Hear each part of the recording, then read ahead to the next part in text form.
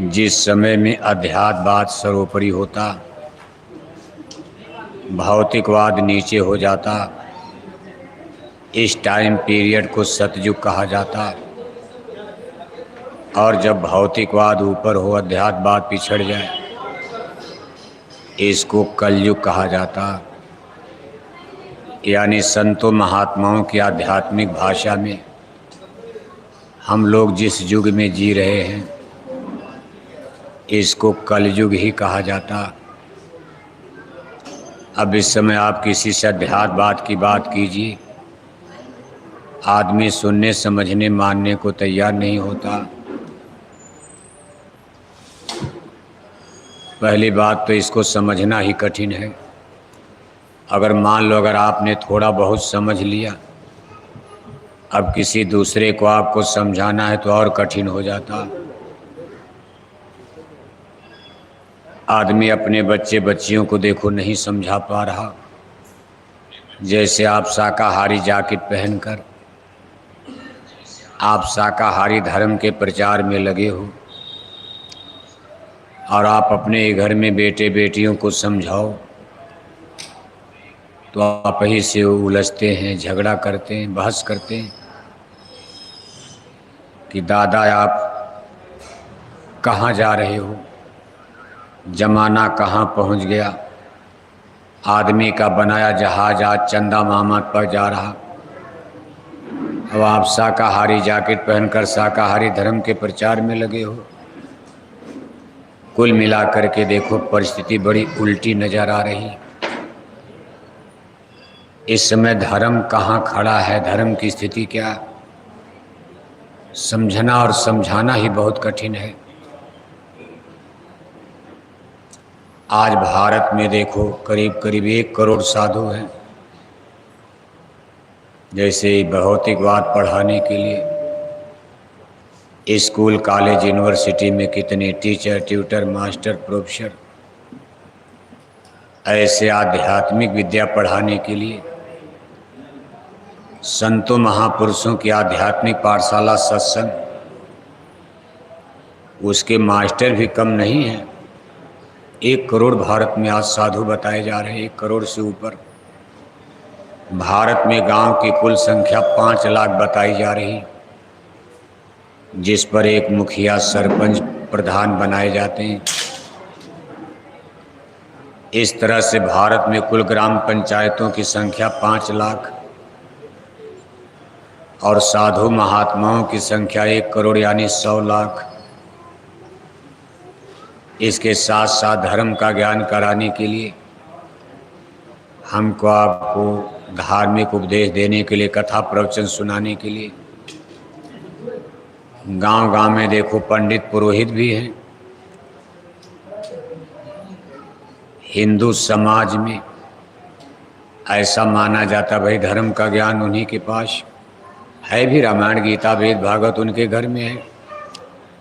आज भी आपको कथा सुनना है, पूजा पाठ करवाना है तो आप किसी पंडित पुरोहित को बुलाते हो। आप महाराष्ट्र में भी नियम है, मराठा पंडित।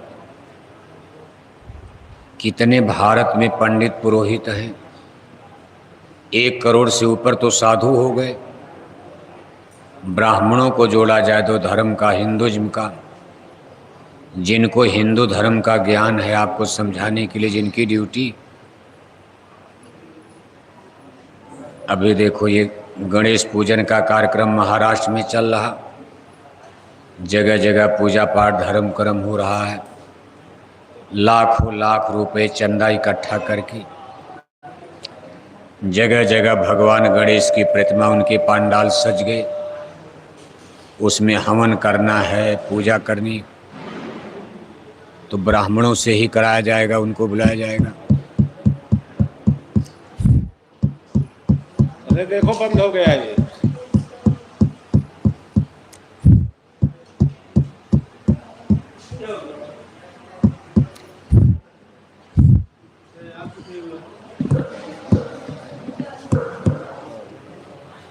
अब प्रश्न ये खड़ा होता है,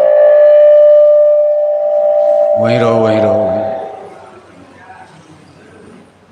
ठीक है भाई, जो था उसी के रहने दो। तमाम देखो मिशनरियाँ हैं। अभी हम आप केवल हिंदुज़्म यानी हिंदू धर्म की बात कर रहे हैं। अपने हिंदू धर्म, चूँकि भारत में इनकी मेजॉरिटी है, बहुमत है। भारतवर्ष में सबसे ज़्यादा 80% हिंदू रहते हैं। यहाँ हिंदुज़्म यानी हिंदू धर्म को मानने वालों की संख्या 80% है भारत में। और आज इस सत्संग सभा में जितने लोग बैठे हो, करीब करीब सब लोग हिंदू ही हो। इसमें कोई मुसलमान, सिख, ईसाई चेहरा तो नजर आ नहीं। अरे देखवाओ तुम थोड़ी बार वाली।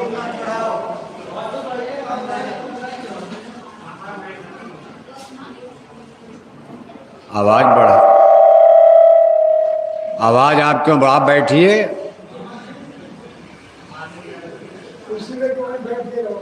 नहीं नहीं, वो मत बैठ, उनको ना बुढ़े खटाओ वहां से।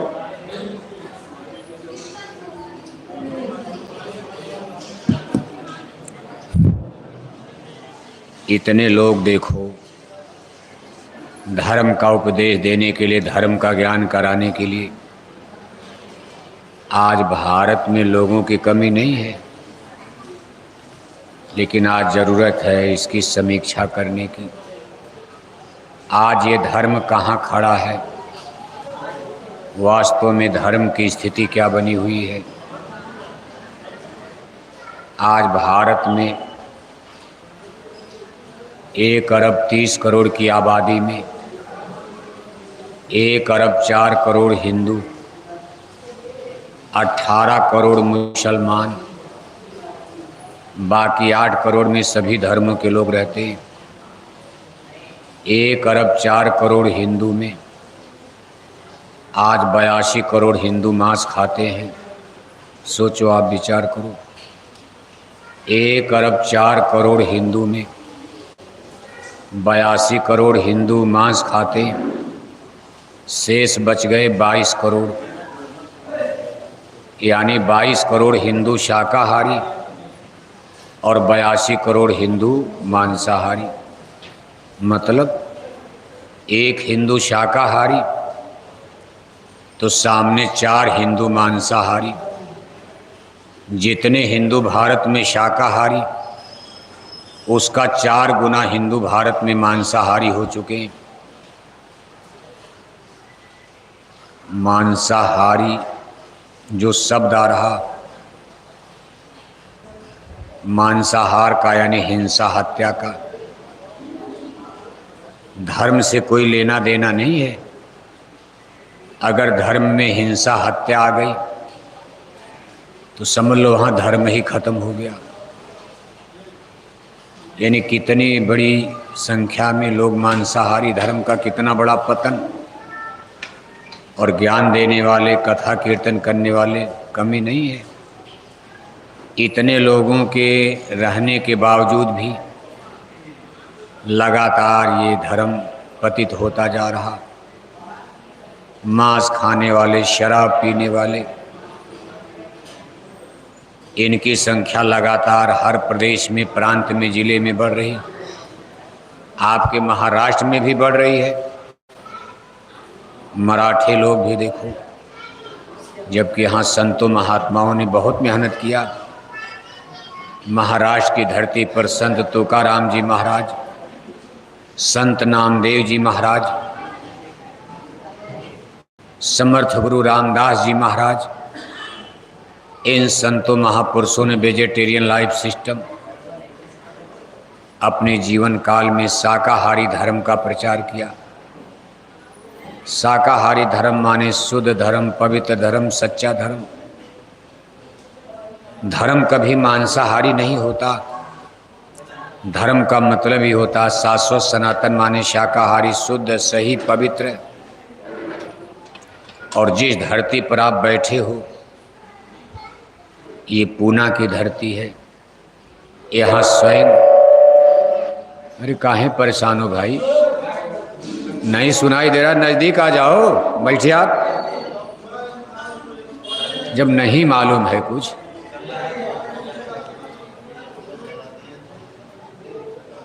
जिसको नहीं सुनाई दे रहा नजदीक आ जाओ, जगह है, वो पीछे बैठने की क्या जरूरत है।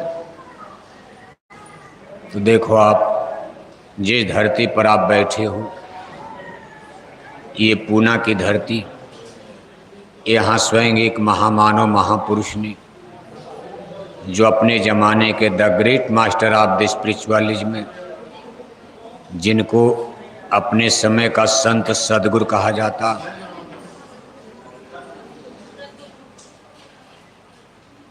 स्वामी जी महाराज, जिन्होंने घट रामायण का प्रतिपादन किया, स्थापित किया, घट रामायण लिखा। पूना नरेश बाजीराव पेशवा राजमहल में यहीं पैदा हुए थे। उत्तर भारत में यहाँ से चले गए थे, लेकिन जन्म उनका बाजीराव पेशवा। पेशवा का मतलब प्रधानमंत्री होता। जब मुगलों का पतन हुआ तो शिवाजी महाराज ने देखो मेहनत करके हिंदू मराठा राज की स्थापना किए थे। थोड़े दिन के बाद वो भी चले गए, संभाजीराव वगैरह सब लोग चले गए। इन मराठा जो छत्रपति लोग थे, मराठे राजे महाराजे, इनके राज में जो प्रधानमंत्री होते थे ब्राह्मण लोग थे। इनको पेशवा कहा जाता था, प्रधानमंत्री को। आपसी घरेलू झगड़े में शिवाजी महाराज के वंशज, शिवाजी महाराज की कई रानियां, उनके कई लड़के उड़के आपस में गद्दी कुर्सी के लिए झगड़ा हो ही जाता। जैसे आप देखते हो घर में भी भाई भाई में जमीन जायदाद का झगड़ा। आप बंबई में देख रहे हो चाचा भतीजे में झगड़ा हो जाता गद्दी कुर्सी का, भाई भाई लड़ रहे, भाई हम मुख्यमंत्री बनेंगे। ऐसे शिवाजी महाराज की मौत के बाद उनके जो पुत्र थे, उनके जो पौत्र थे, यानी नाती पोता, उनकी रानियां सब गद्दी कुर्सी के लिए अपने अपने बेटों को राजा बनाने के चक्कर में झगड़ा हो गया। इनमें आपस में ही युद्ध हो जाता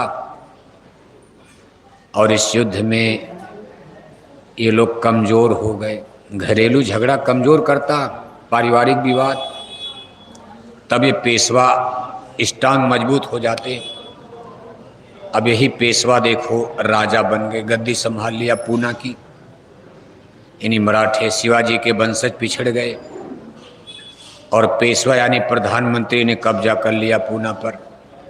ये लोग जात के ब्राह्मण थे, ब्राह्मण ही मंत्री बनते थे जैसा उस समय का नियम। इसी बाजीराव पेशवा, इसी खानदान में एक संत अवतार हुआ है पूना में। पूना के महल में संत के रूप में एक अवतार हुआ है। बताया जाता है पूर्व जन्म में, पिछले जमाने में, आप रामचरित मानस पढ़ते हो, रामायण, रामायण के जो रचयिता हैं, जो उनका नाम है, वही दोबारा जन्म लेकर के राज परिवार में, चूँकि ये पिछले जन्म में ही संत थे और दोबारा इनका अवतार जन्म होता है, तो संत कोई माँ के गर्भ में हो, माँ के गर्भ के बाहर हो, उन पर कोई माया का पर्दा नहीं पड़ता। इतनी स्पिरिचुअल पावर उनके पास, आध्यात्मिक शक्ति, ऊर्जा, एनर्जी।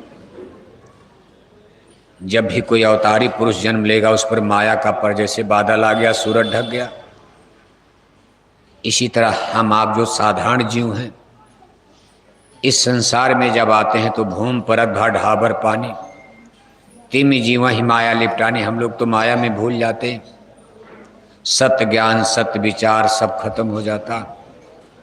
लेकिन जो स्पिरिचुअल पावर होते, जैसे भगवान राम, भगवान कृष्ण, या कोई त्रिकालदर्शी संत, सदगुरु, महात्मा, इन पर माया का कोई पर्दा नहीं पड़ता। ये होशो हवास में, माँ के गर्भ में, माँ के गर्भ के बाहर बच्चे हैं तब भी इस पर तमाम भगवान राम की लीला बचपन की सुनते हो।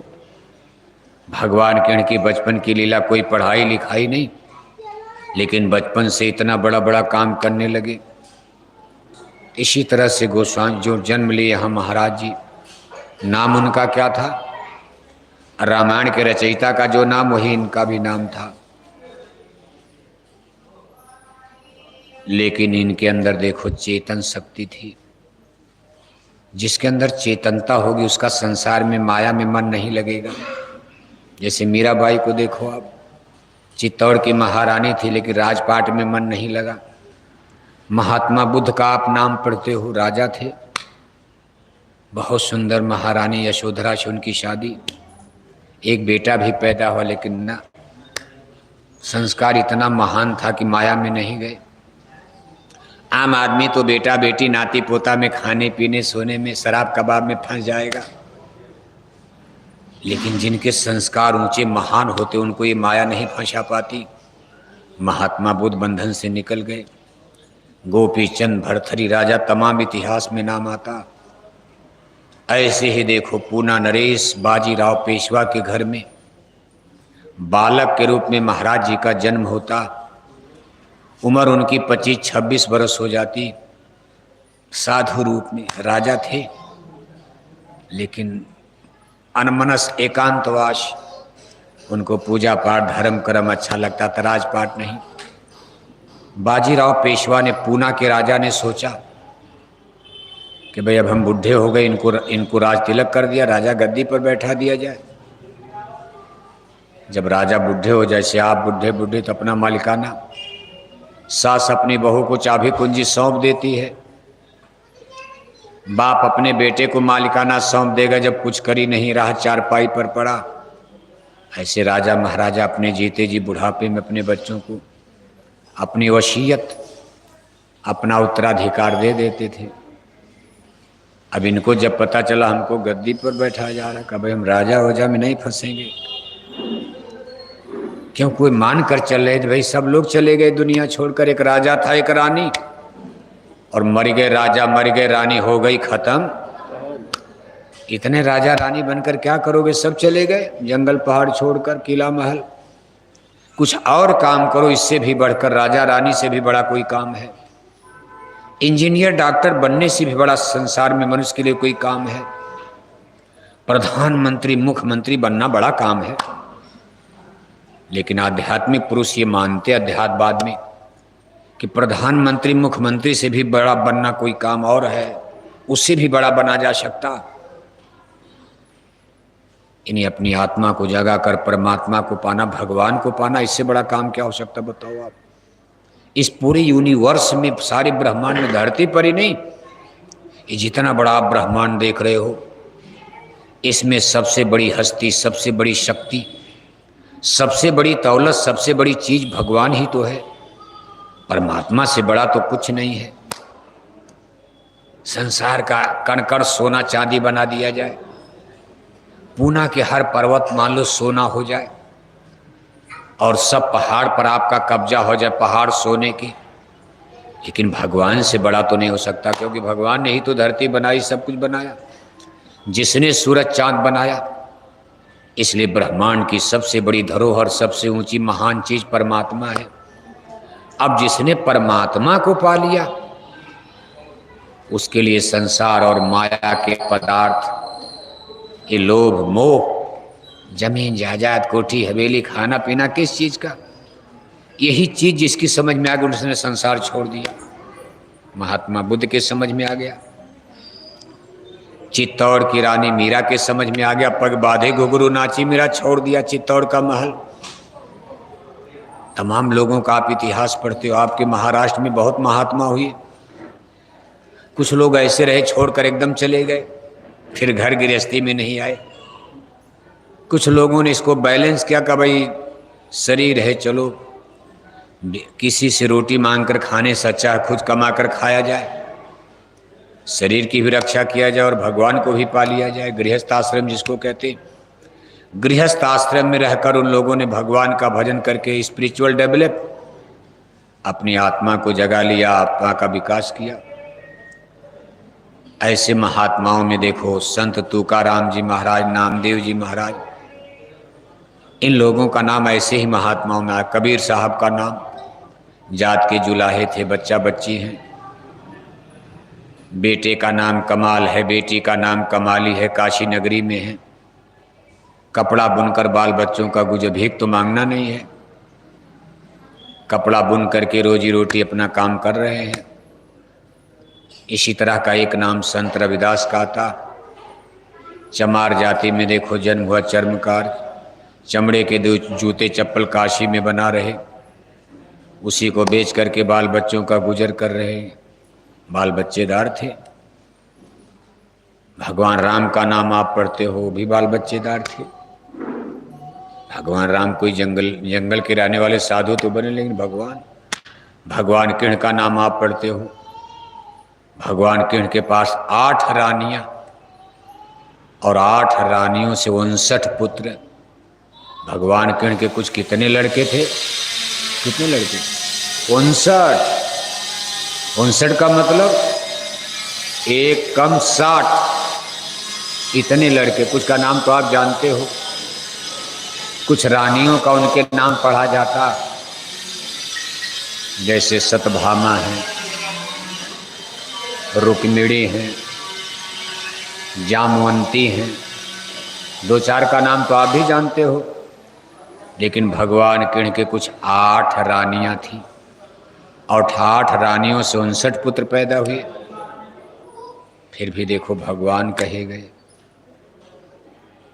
ऐसी ही शिक्षा कुछ महापुरुषों की, भाई दोनों चीज है। यानी आत्मा का विकास तो करना 2 परिस्थितियां, या तो एकदम जंगल चले जाओ साधु बनकर महात्मा बुद्ध की तरह, या तो गृहस्थ आश्रम में रहते हुए सावधान रहो कि भाई दुनिया का भी काम कर लिया जाए और थोड़ा अपनी आत्मा का भी विकास कर लिया जाए, जगा लीजिए। इसके लिए मानव जन्म मिला, क्योंकि जीवन का असली उद्देश्य, असली मतलब, असली काम तो यही है।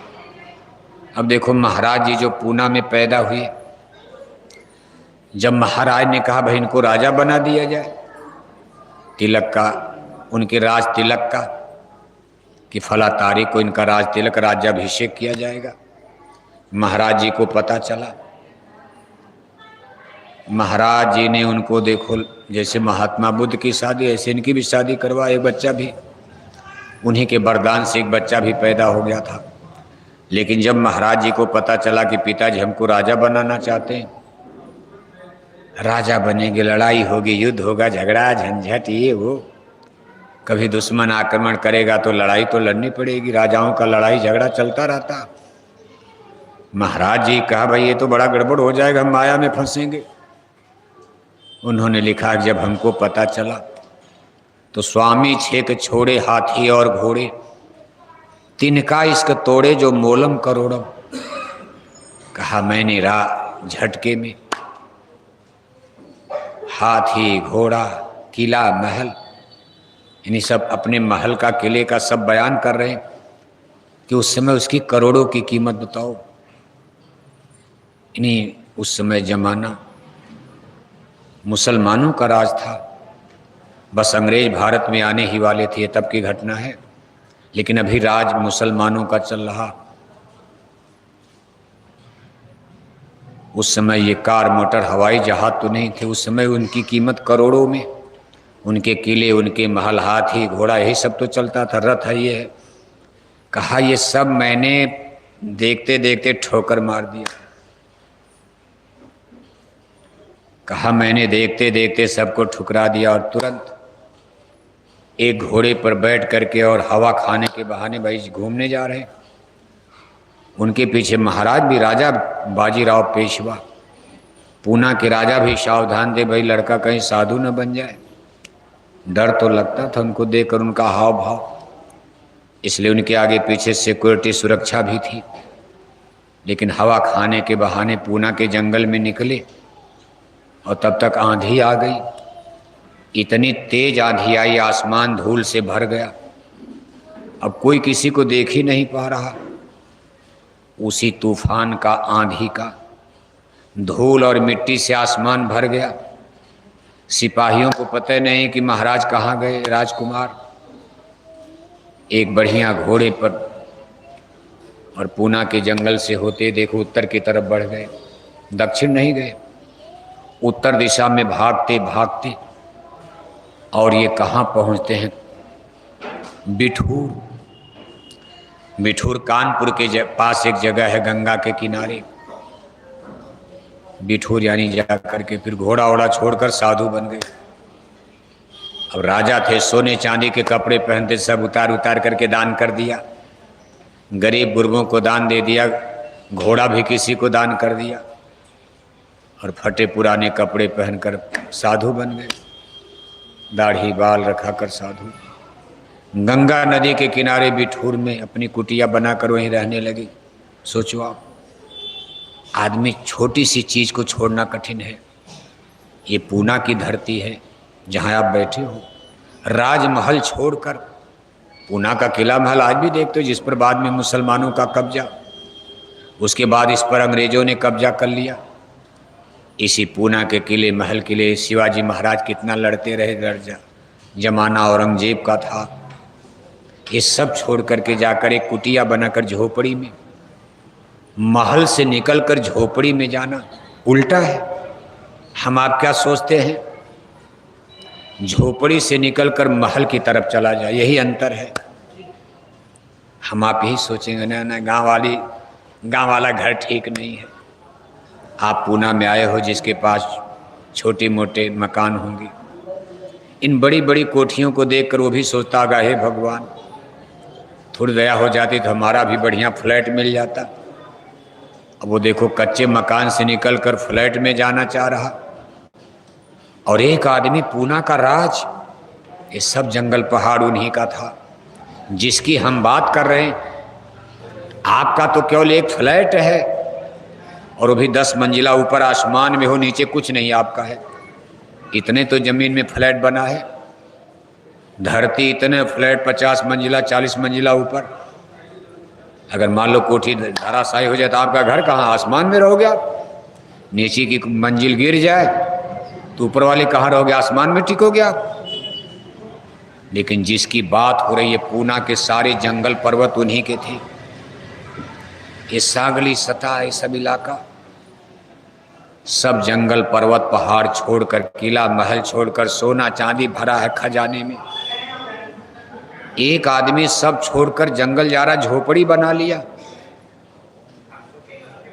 और हम आप झोपड़ी से निकलकर कोठी बनाते हैं, यही अंतर है। इसको भौतिकवाद और अध्यात्मवाद कहते हैं। एक भौतिकता से ऊब गया है, भोग विलास से। कहा साधु बन जाओ, सन्यासी बनो, इमिटेशन ध्यान करो, मन बुद्धि चित्त का कंसंट्रेशन। अपनी अब आत्मा को जगाओ, चलो निकल चलो यहाँ से। और एक आदमी माया में फंस रहा है। और जा करके देखो, जब अंग्रेजों का जमाना आता है तो अंग्रेजों ने इनके भाई को तब गद्दी पर बैठाया गया। जब ये महल छोड़कर भाग गए, खोजा बहुत गया, राजा ने खोजा, कहा भाई कहाँ चले गए राजकुमार। बहुत खोजने के बाद जब ये नहीं मिले, अब आज का जमाना होता इंटरनेट कंप्यूटर मोबाइल, तो हल्ला मच जाता। राजा साहब एक प्रधानमंत्री मिनिस्टर का लड़का गायब हो गया, खोज लिया जाता। अब उस जमाने में ऐसे तो मीडिया थी नहीं, इतना दूर चले गए, बताओ कानपुर। तब इनके भाई को गद्दी पर बैठा दिया गया। बाद में घटना घटती है, जब अंग्रेजों का राज आया, झांसी का किला, सतारा का किला, सब। फिर पूना पर भी अंग्रेजों ने इनके भाई को पेंशनर बना दिया। अंग्रेजों ने बड़ी नीति से कहा, प्रजापति जी, ओ मिस्टर प्रजापति, राजकुमार प्रजापति नाम है। प्रजापति जी क्या आप बोल रहे हैं, आप सुनने आए हैं कि भाषण देने आए हैं? यहाँ आइए बोलिए। तब लगातार बोले जा रहे, पहले इधर ध्यान दीजिए, आगे आइए, कुर्सी लेकर इधर आइए, इधर आइए, बैठिए, यहाँ आइए, आइए, चलिए ना आइए। तो देखो आप, जब अंग्रेजों का जमाना आया तो अंग्रेजों ने इनके भाई को गद्दी से पूना से उतार दिया, इनको पेंशनर बना दिया। कभी आपको इतने लाख रुपया पेंशन दिया जाएगा साल, तब तो साल में लाख बहुत था। राजाओं को ऐसे करते थे अंग्रेज। कहा आपको कुछ नहीं करना, आपकी राज रियासत हमारी मिलिट्री फौज देखेगी, आप आराम से महल में खाइए पिए मौज उड़ाओ। राजा महाराजा ये नहीं समझ पाए कि बस खेल खत्म होने जा रहा, रिटायरमेंट। और यहाँ से उतार करके इनको ले गए बिठूर, बिठूर ले गए कानपुर। वहाँ के महल में, बिठूर के महल में इनको रख दिया। यहाँ से हटा दिया अंग्रेजों ने, पेंशन मिलने लगी। आभास तो हो गया कि हमारी गद्दी कुर्सी अब गई, पूना छूट गया। एक दिन ये गंगा के किनारे दोनों भाई मिल गए। महाराज जी को देखा। इतना दिन बीतने के बाद भी, जबकि दाढ़ी बाल में साधु बन गए थे, लेकिन पहचान लिया कि तो मेरे भाई। पालकी मंगाई गई, सारी व्यवस्था, चलो महल में चलो ना। बड़ी जब जिद किया तो एक दिन फिर रात में भाग गए वहां से। कहा भाई अब तो हमको पहचान गए लोग, राजमहल में ले जाएंगे। फिर वही आफत आ गई कानपुर में, बिठूर में। एक दिन फिर झटके में रात में भगे और भाग करके तब देखो हाथरस। अब तो हाथरस एक जिला बन गया अलीगढ़ के पास, मथुरा और अलीगढ़ के बीच में हाथरस एक जिला बन गया। उसी के पास इन्होंने एक गांव में अपनी कुटी हाथरस में अपनी झोपड़ी बनाकर कानपुर से निकल गए बिठूर से, और हाथरस में जाकर के, हाथरस शहर के बगल में, तब हाथरस एक छोटा सा गांव जैसे पूना, तब पूना ऐसा नहीं था। पूना भी एक छोटा मोटा, राजाओं ने किला महल बना, लेकिन जनता इतनी कहाँ थी। ये जब कि हम आपको कथा सुना रहे हैं तब पूरे भारत की आबादी 14-15 करोड़ रही। अफगानिस्तान, पाकिस्तान, बांग्लादेश सब भारत में था, और कुल आबादी उस समय 15-16 करोड़। आज भारत की आबादी 1.5 अरब के ऊपर जा रही, बल्कि और ज़्यादा है। बताओ, इतने बड़े देश के अंदर इतनी करोड़ की आबादी कहाँ माने रखती। जनता थी ही बहुत कम थी। लड़ाई युद्ध बहुत होते थे, मर जाते थे लोग, बहुत लड़ाइयाँ होती थी तमाम, रोज लड़ाई, मरते करते उसी में। बड़ी बड़ी महामारी बीमारी आती थी गांव के गांव, कहीं प्लेग आ रहा, कहीं हैजा हैजा, कहीं कालरा हो गया, कहीं बड़ी बड़ी बीमारियां आती थी। सूखा पड़ता था, नंगे भूखे खाने बिना मर जाते थे, पानी बिना। ऐसा नहीं कि बिजली थी पानी की सप्लाई हो जाए। नदी तालाब अगर सूख गए तो पानी बिना जनता मर जाए, लोग भागते इधर उधर भाग जाते थे छोड़कर। उस समय की ये कथा कहानी है। वहीं हाथरस में बैठकर इन्होंने देखो अध्यात्मवाद का ज्ञान देना शुरू किया। थोड़े में ही दिया। आज की तरह से कोई इंटरनेट, कंप्यूटर, मोबाइल तो था नहीं कि जगह से बोलो पूरा संसार सुन ले। अगर उन लोगों के ज़माने में इंटरनेट, कंप्यूटर, मोबाइल रहा होता तो आज उनका सत्संग संदेश दुनिया में गूंजता और संसार में धर्म इतना पतित न होता। इस समय तो देखो मशीनें हैं, यहाँ देख रहे हो मशीन लगी है। आज आपके इस गांव का नाम लंदन, अमेरिका तक जा रहा। इतने लोग नहीं सुन रहे हो, लाखों लाख लोग, कभी कभी तो 5-5 लाख, 7-7 लाख लोग सुनते ये जो बोला जा रहा है। आज भी कितने सौ, भी तो बाद में पता चले कितने लोग सुन रहे हैं। सब लोग अलर्ट, अपने अपने घर में बैठकर, अपने अपने ऑफिस में, दफ्तर में, जिसको फुर्सत है 2-4 मिनट तो सुन ही लेते। कोई बुढ़े बुढ़े आदमी घर में बैठे दिन पूरा 2 घंटा सुनेंगे, भाई लगाओ मोबाइल। कहने का मतलब यह है कि वो ज़माना ऐसा था कि ऐसा नहीं था। ये लाउडस्पीकर मशीन भी नहीं थी।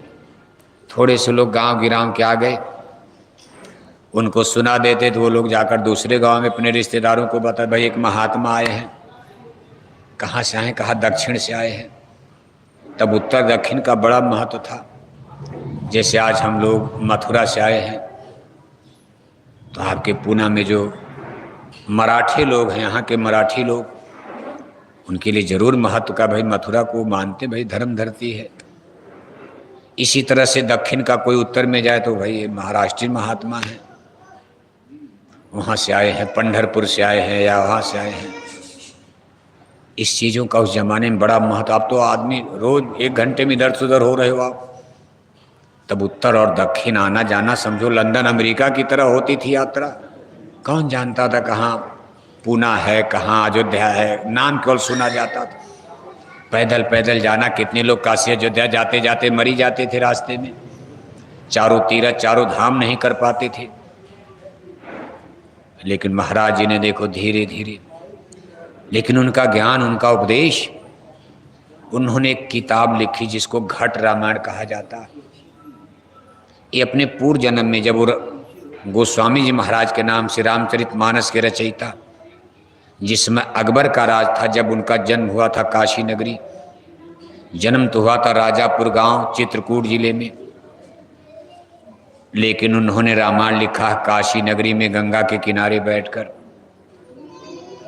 लेकिन उस समय इतना कर्म कांड आडंबर पाखंड आज भी है, तब भी कर्म कांड आडंबर पाखंड था। जैसे काशी नगरी है, काशी यानी बनारस में लोग गंगा की पूजा करते थे। ऐसे माना जाता था भाई गंगा में स्नान करने से मुक्ति में। अब आप बोलने लगे भाषण, लाल बहादुर जी, मिस्टर लाल बहादुर, देखो क्या सत्संग, क्या सत्संग सुने, इतना इनको आवाज भी नहीं जा रही कान में, बताओ। अब आप भाषण देने लगे। बोलना कोई समस्या, बाहर जाइए, बात कर लिए भाई भंडारे में गड़बड़ी हो रही तो वहां जाइए, भंडारे में जाइए, यहाँ क्या करना। तो देखो आप, गोस्वामी जी महाराज ने जिस समय इस चीज को लिखा, काशी नगरी में बवाल मच गया, क्योंकि कर्म कांड में, अब कर्म कांड क्यों फैल गया, यही तो हमारा आपका दुर्भाग्य है। जैसे काशी नगरी में लोग कहते भाई गंगा नहाओ मुक्ति मिल जाएगी, लेकिन काशी में तमाम संत महात्मा प्रकट हुए,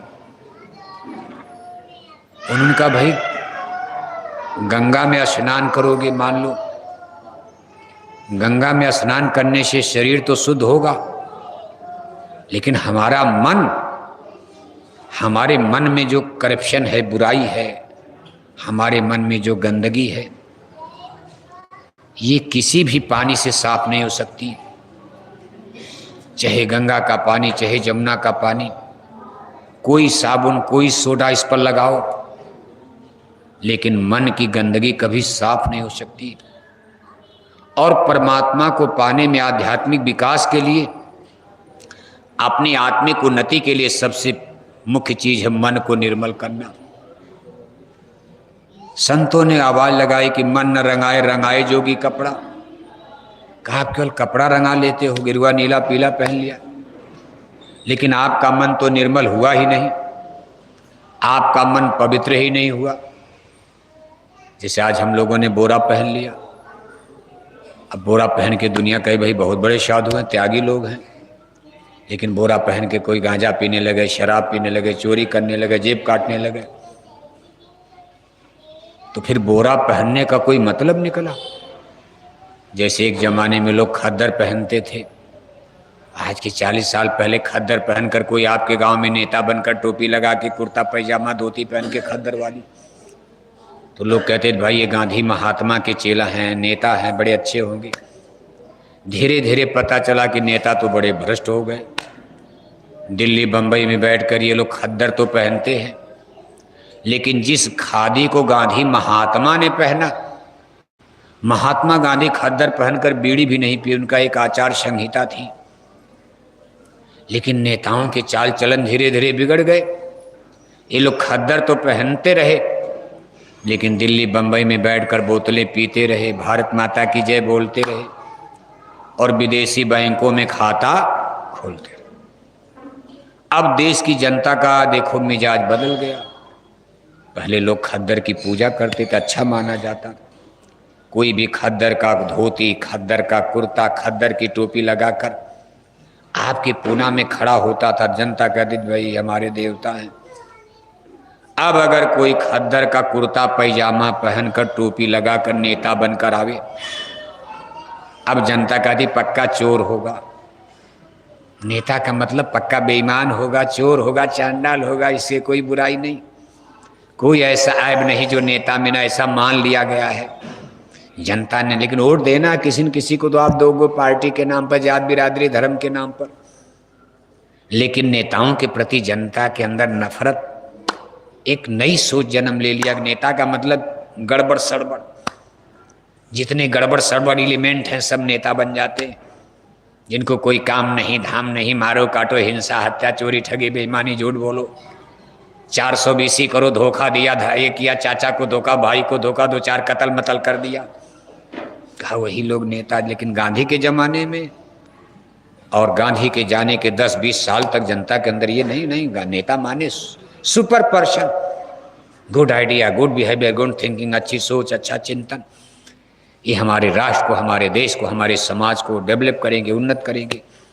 करप्शन, बुराई, भ्रष्टाचार दूर होगा, बहन बेटियों की इज्जत आबरू नेता लोग बचाएंगे। लेकिन अब ये माना जा रहा है कि नेता ही तो बहन बेटियों सब इज्जत लूट रहे, इनके अंदर खुद बुराई पैदा होगी। इसी तरह से कहते भाई मन न रंगाए, रंगाए जोगी कपड़ा। साधु किसको कहा जाता? साधु का मतलब जिसने साध लिया, जिसने अपनी इंद्रियों को साध लिया, जिसकी आंख बस में आ गई, जिसका कान बस में आ गया, जिसकी जबान बस में है, यानी जो इंद्रिय जीत हो गया। जब उसने इंद्रियों को जीत लिया, इसके बाद उसका मन बस में आ गया, मन बस में है। मन बस में होने का मतलब मन शुद्ध हो गया, मन का मारना कहते हैं। कहा जिन्होंने मार मन डाला उन्हीं को शूरमा कहना। अब मान लो कोई गेरुआ नीला पीला पहन ले, बड़ी बड़ी दाढ़ी, बड़े बड़े बाल, तिलक लगा लिया, टीका लगा लिया, हरे राम हरे कृष्णा कीर्तन दिन भर कर रहा, और किसी की बहन बेटी सड़क से जा रही, अब ऐसे टुकुर टुकुर आंख फाड़ कर देख रहा। जब तक आड़ में न चली जाए तब तक ऐसे आंख फाड़ कर देखता है। जिसकी आंखों में माँ बहन बेटी की पहचान नहीं, जिसकी आंखों में पवित्र किरणें ही ना हो, उसको कभी साधु नहीं कहा जा सकता। इसीलिए संतों महात्माओं ने इस बाह्य क्रिया का खंडन कर दिया।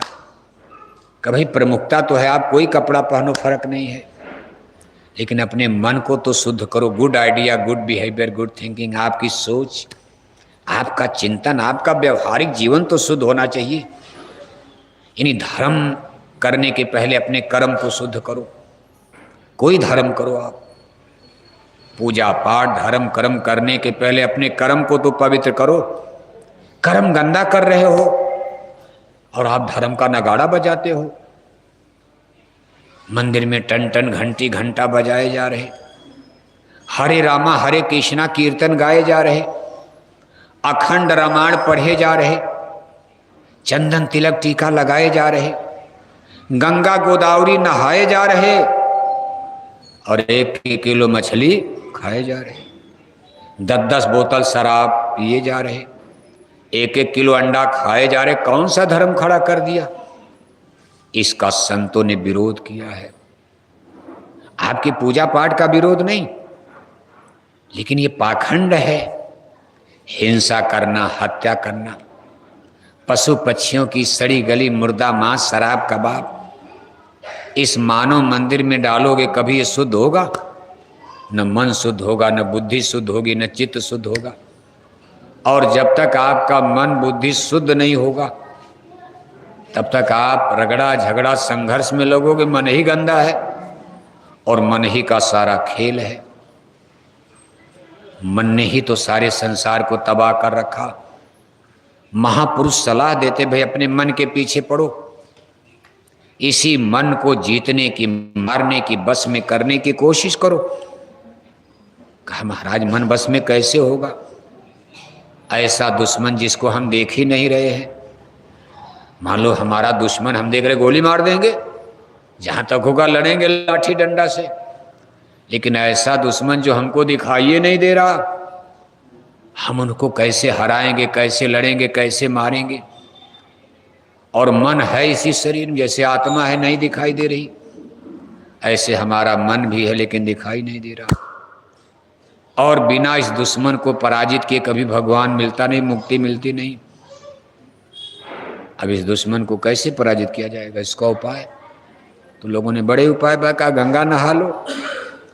अरे कहा महाराज नहाते नहाते गंगा इतना दिन बीत गया, मन तो शुद्ध हुआ नहीं। वासना आज भी सताती, लोभ सताता, भाई भाई से झगड़ा हो रहा, सब लोग तो गंगा नहा रहे, मान लो आप न नहाओ। लेकिन जो लोग प्रयागराज, इलाहाबाद, काशी में रहते हैं, आप जाकर के काशी, बनारस, इलाहाबाद देखो, लोग रोज गंगा नहाते हैं। और इलाहाबाद काशी में गली गली में अंडा बिक रहा। भगवान भोले की नगरी काशी में गली गली में अंडा। साधु महात्माओं की धरती प्रयागराज, भरद्वाज मुनि बसे प्रयागराज, जिसको प्रयागराज इलाहाबाद, अब उसका नाम एक बार फिर प्रयागराज रखा गया। पहले प्रयागराज था, अकबर के ज़माने में उसका नाम इलाहाबाद। अकबर ने एक दिन इलाही मजहब चलाया, उसका कार्यालय प्रयागराज में गंगा के किनारे संगम पर बनाया। उसी समय इसका एक नाम इलाहाबाद पड़ गया, अकबर के ज़माने में बादशाह। अब देखो उत्तर प्रदेश के मुख्यमंत्री माननीय योगी साहब ने कहा फिर बदलो इसको, अब हमारी लाठी मजबूत बदलो। जब मुसलमानों की लाठी थी मजबूत हो गई, उन्होंने अयोध्या को फैजाबाद नाम दे दिया, काशी को बनारस नाम दे दिया, प्रयागराज को इलाहाबाद नाम दे दिया। अब कहते नहीं हम फिर बदलेंगे, उन्होंने देखो फिर बदल दिया, फैजाबाद को अयोध्या कर दिया, बनारस को काशी नाम, और इलाहाबाद का नाम फिर प्रयागराज हो गया। ये जिला है इलाहाबाद, आप जानते हो। कभी ये ऋषि मुनि महापुरुषों की धरती, वहां लोग रहते, लेकिन कुल मिलाकर नाम बदल दोगे क्या धर्म आ जाएगा? क्योंकि इलाहाबाद में मछली, गली गली में मछली की दुकानें, गली गली में शराब की दुकानें। काशी इलाहाबाद, यहाँ तक भगवान राम की धरती अयोध्या में, जहाँ भगवान राम को बैठाया गया। आप अयोध्या में आज भी जाओ, गली गली में मछली बिकती, गली गली में शराब की दुकानें हैं, अयोध्या में गली गली में अंडा बिक रहा है। इससे तो कभी धर्म आ नहीं सकता। शुद्धि सफाई तो ये करनी, आप नाम बदल दोगे क्या फर्क पड़ेगा? फैजाबाद का नाम अयोध्या का, लेकिन अंडा तो नहीं बंद हुआ, मछली नहीं बंद हुई, शराब नहीं बंद हुआ। वहाँ सब लोग मांस मछली अंडा खाकर भगवान राम की आरती करते हैं। बताओ, मांस खाने वाले भी, शाकाहारी भी जाते, मांसाहारी भी तो जाते हैं। जय श्री राम हरे रामा हरे कृष्णा आरती कर रहे, सरजू मैया में अयोध्या में नहाते, लेकिन अंडा खा रहे, शराब पी रहे, मछली खा रहे। कुछ शाकाहारी हैं, ज़्यादातर तो मांसाहारी लोग ही हैं अयोध्या में भी, और वही भगवान राम के मंदिर में आरती कर रहे। इससे तो कभी धर्म उर्म की बात समझ में नहीं आती, कैसे धर्म बचेगा? जब तक हमारा मन, और मन को शुद्ध करने के लिए पहला मार्ग बताया भाई शाकाहारी, वेजिटेरियन लाइफ सिस्टम। केवल शाकाहारी बनने से पूजा पाठ नहीं, मतलब नहीं, शुरुआत हो रही। सबसे पहले मन को शुद्ध करने का उपाय क्या है? आपका खान पान अगर शुद्ध होगा तो थोड़ा बहुत आपका मन शुद्ध होने लगेगा। एक पुरानी कहावत है, जैसा खा आहार वैसा बने विचार। जैसा हम आहार माने भोजन करते, उसी तरह हमारे अंदर विचार पैदा होता। जैसे कोई आदमी शराब नहीं पीता, अपने गांव में टोले मोहल्ले में देखो, एक ऐसा घर देखो जिस घर में कोई शराब नहीं पीता, एक बच्चे से लेकर बूढ़े तक बीड़ी नहीं पीते, उस घर में आप देखोगे झगड़ा कम होता। और आपके मोहल्ले में बगल में एक ऐसा घर है कि बाप भी शराब पी रहा, बुढ़ा बाप भी दारू पी रहा, और नौजवान बेटा भी शराब पी रहा, दोनों शाम को शराब पी कर आए और बाप बेटे में झगड़ा हो गया। बीच में माता आती, भाई झगड़ा, तब तक माता को मार दिया। बाप ने भी मारा, बेटे ने भी माँ को थप्पड़ मारा। तब तक बहू आ गई, भाई झगड़ा क्यों कर रहे हो? तब तक बहू को चप्पल से मारा। बनी बनाई रोटी चूल्हे पर रह गई, कोई खा नहीं, झगड़े हो गया घर में। इन्हें कुल मिलाकर जब आपका खान पान गंदा होगा, शराब से बुरा, इसीलिए महापुरुषों ने कहा भाई शराब से बुरा कुछ नहीं।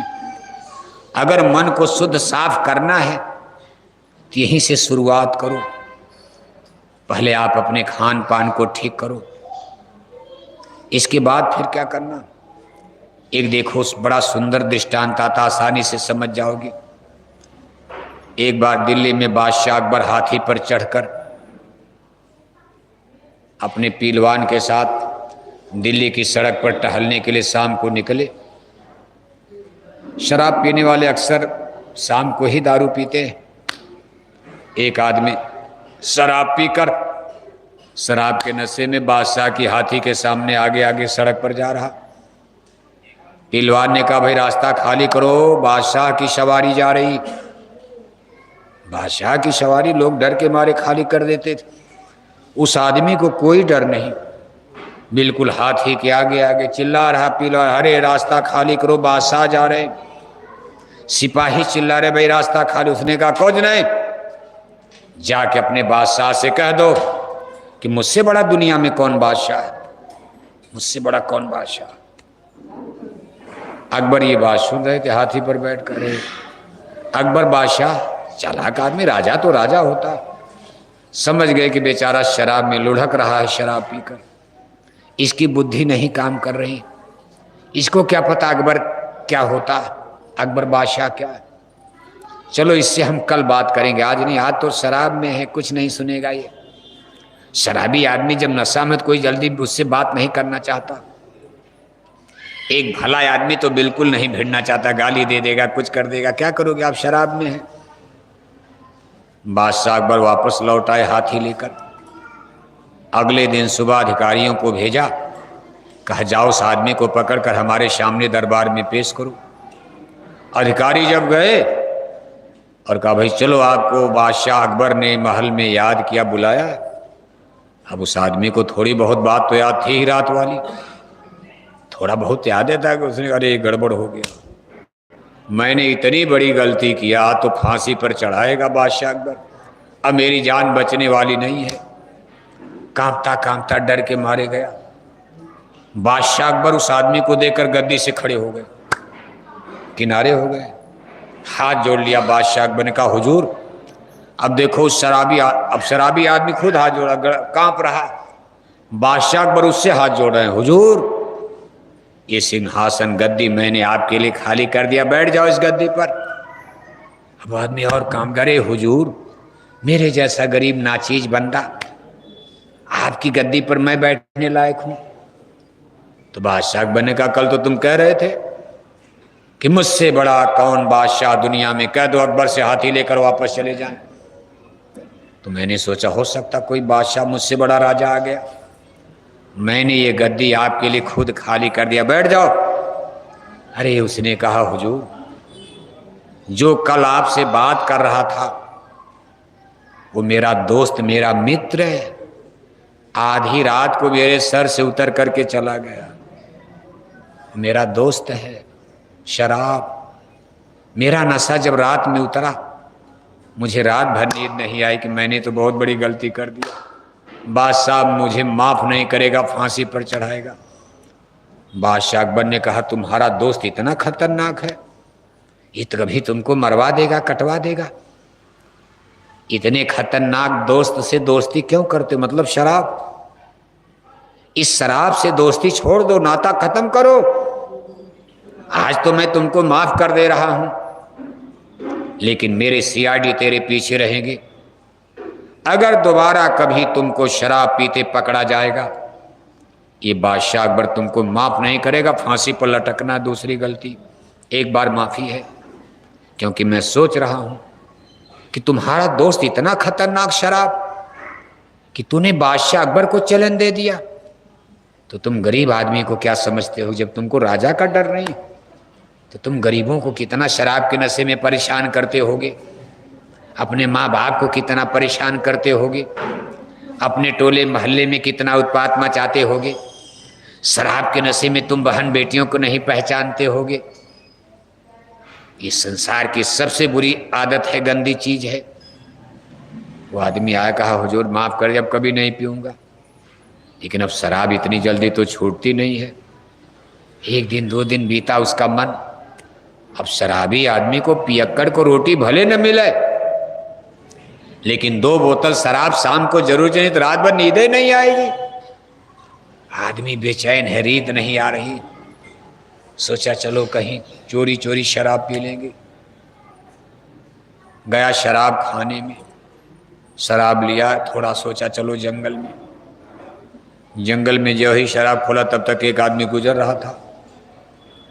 उसने ऐसे देखा, कहा कौन है। अब उसको डर लगा, लगता बादशाह का सीआईडी आ गया। अब देखो सामने मौत खड़ी हो गई। अब वो आदमी तो जा रहा था रास्ते से, उसको यही लगा कि बादशाह का सीआईडी पहुंच गया। बस तुरंत बोतल उतल फेंक के भगा। अरे कहा बाबा बच गया, नहीं तो बादशाह अकबर तो मरवा देगा। फिर गया, कहा अच्छा चलो घर में पिएंगे। घर में जा करके ज्यों ही गिलास में सोचा शराब पिए, तब तक एक आदमी ने दरवाजा खटखटाया। वो पहचान नहीं पा रहे, कहा यहाँ भी सीआईडी आ गया। तुरंत बोतल वोतल फेंक करके दरवाजा खोला। अरे कहा महाराज क्यों? अरे कहा भाई तुमसे मिलना था। सीआईडी तो अकबर ने छोड़ा ही था, क्योंकि उस आदमी को सुधारना था। ऐसे करते करते जब हफ्तों बीत गया, जहां जाता था कोई न कोई पहुंच जाता था, क्योंकि उसके पीछे सीआईडी लगे थे। और सीआईडी जब चलते कोई जानेगा नहीं, जंगल में जाओगे लकड़हारा बनकर, मजदूर बनकर, कोई भिखारी बनकर, सीआईडी किसी रूप में आपके सामने। सीआईडी का मतलब है किसको देखते रहो ये क्या करता है। बादशाह अकबर कितने सीआईडी लग गए, दिन में रात में सुबह शाम आदमी परेशान। अब घर में, गांव में, जंगल में, पहाड़ में, पर्वत में, रात में, दिन में, चारों तरफ। जब एक हफ्ता बीत गया, पीने को नहीं मिला, बस धीरे धीरे नशा उतर गया। उसने मान लिया कि अब शराब पीने नहीं, जिंदा है, जिंदा रहना है तो शराब छोड़ो, फांसी पर चढ़ना है तो पी लो। बादशाह अकबर तो फांसी पर लट, लेकिन मौत है सामने। मौत और शराब की बात आएगी, आदमी किसको चुनेगा बताओ आप? सामने मौत है, एक तरफ शराब की बोतल है। आपसे कहा जाए कि भाई शराब पी लो ठीक, लेकिन मार दिए जाओगे, गोली मार दी जाएगी, तो बहुत सारे लोग 90% बल्कि 95% कहेंगे बाबा हम शराब छोड़ते हैं, गोली मत मारो, जान जान है तो जहान है। शायद कोई ऐसा ही पतित आदमी होगा, मार दो गोली हम दारू पिएंगे। बहुत कम ही लोग मिलेंगे। ऐसा नहीं कि शराब को नहीं बंद किया जा सकता, शराब को नहीं रोका जा सकता। और शराब रोकने से सबसे बड़ा लाभ होगा हमारे घर परिवार समाज की सारी व्यवस्थाएं भी तो ठीक। केवल भगवान का भजन ही नहीं करना, घर का, परिवार का, समाज का, राष्ट्र का, स्कूल का, कॉलेज का, अस्पताल का, दफ्तर का, हर जगह शराब ने बहुत बुराई पैदा कर दिया।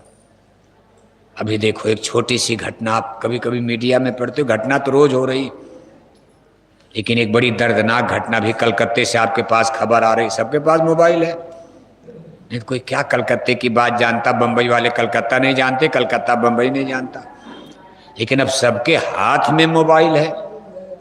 कलकत्ते में देखो मेडिकल कॉलेज, जहाँ डॉक्टर की पढ़ाई होती, स्कूल है, बच्चे बच्चियाँ डॉक्टर की पढ़ाई पढ़ते। वहाँ देखो एक डॉक्टर बच्ची का कत्ल हुआ है। अब वहाँ की जो डॉक्टर लड़कियाँ पढ़ रही थी, वहाँ के प्रिंसिपल से बार बार कहती थी, शिकायत करती थी कि कुछ गुंडे लोग आधी आधी रात को शराब पीकर इस हॉस्टल में घुस जाते, इस अस्पताल में रात में गुंडे आते हैं शराब पीकर और हम लोगों से छेड़खानी करते हैं। कोई साधु तो है नहीं, बेटियां हैं हॉस्टल में हैं, कोई माँ बाप तो वहाँ है नहीं, पुलिस का पहरा नहीं। प्रिंसिपल से ही शिकायत, भाई आप इनको रोको, ये गुंडे रात में शराब पीकर आ जाते हैं।